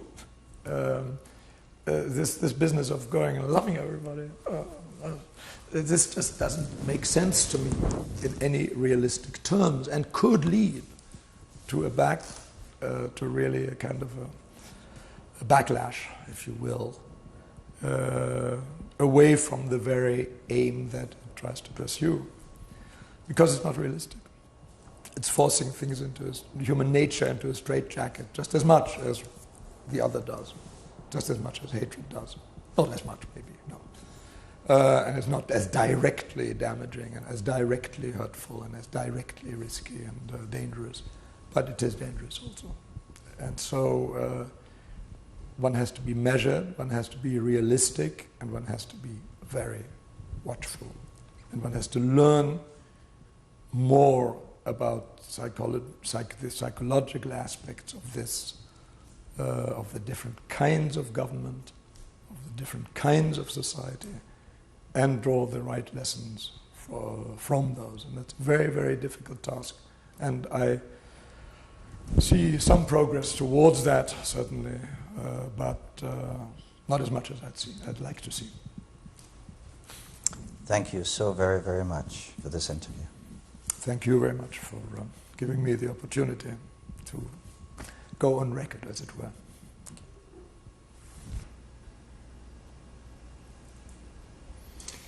And finally, I'd like to introduce my present wife, and I certainly fervently hope my last wife. And her name is Leslie Ford, and we've been married for a while, and been together for a longer while, as came out in what I said before. And you can also imagine that with everything that has gone before this moment, and particularly what I've been saying in the last half hour or so, that she has a lot to put up with, and for that alone, she deserves some kind of award. I won't say order because that sounds too military and Germanic, but she is exactly what the doctor ordered, and I love her very much, and she must find it very difficult sometimes to love me back, but in any case, here she is.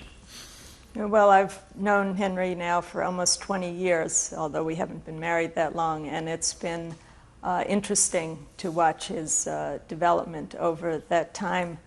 First, his recognition of his Jewish heritage, and then his recognition of being a survivor, culminating in his interview today. And that, for me, has been a very gratifying event.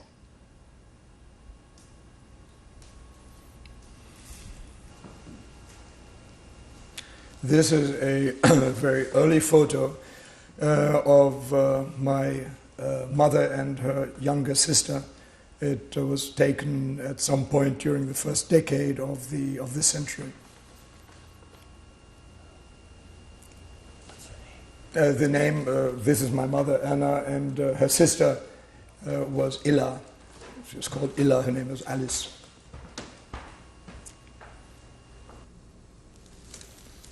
This is me in about 1936, so I was just about 12 years old, with my favorite cat.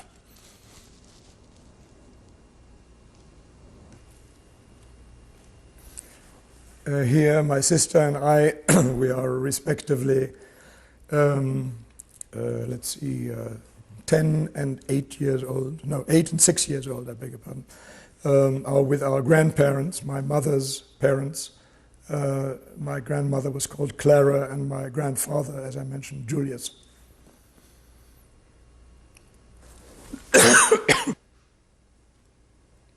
This is my mother, as she was just about at the time that I went to England, so she would be 40 years old.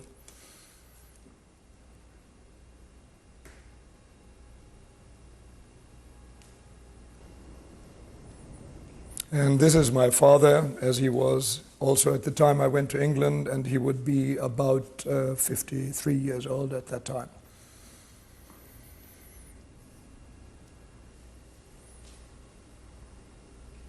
And this is my lovely sister, Anneliese, and that must have been also about the same time. I can't date it exactly, but she would be around 13 or 14 years old.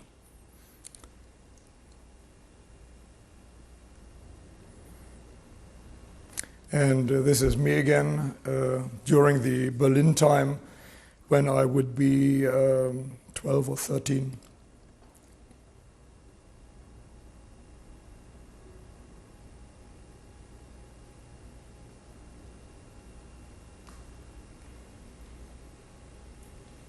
The stone portal in the center of the picture is all that's left of the synagogue where I was bar mitzvahed when I was 13.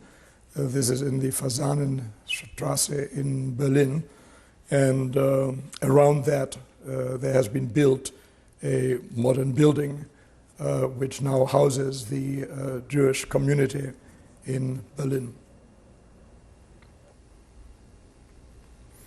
And this is me shortly after my arrival, a year or two after my arrival in England. So I was around 15 at that time. This is taken in Bradford, Yorkshire. This is a sample of the, several samples of the Red Cross messages that we were allowed to send to each other during the war, in the early part of the war. And this was to be no more than 25 words. In other words, that was the last paragraph in this message.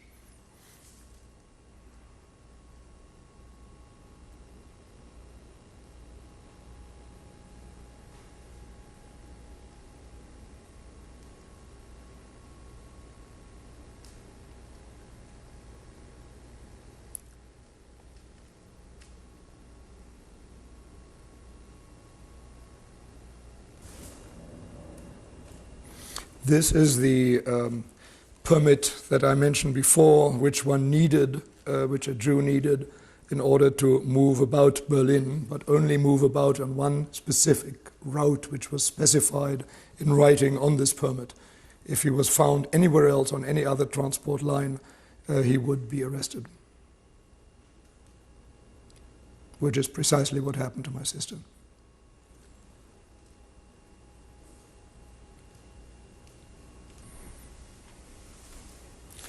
This is a document from the Gestapo confirming the arrest of my parents and showing the circumstances of it, and showing the various bureaucratic steps that had to be taken following the arrest in regard to the assets and the goods that were in the house, and how to dispose of it, etc., etc. Everything done with very German bureaucratic exactitude.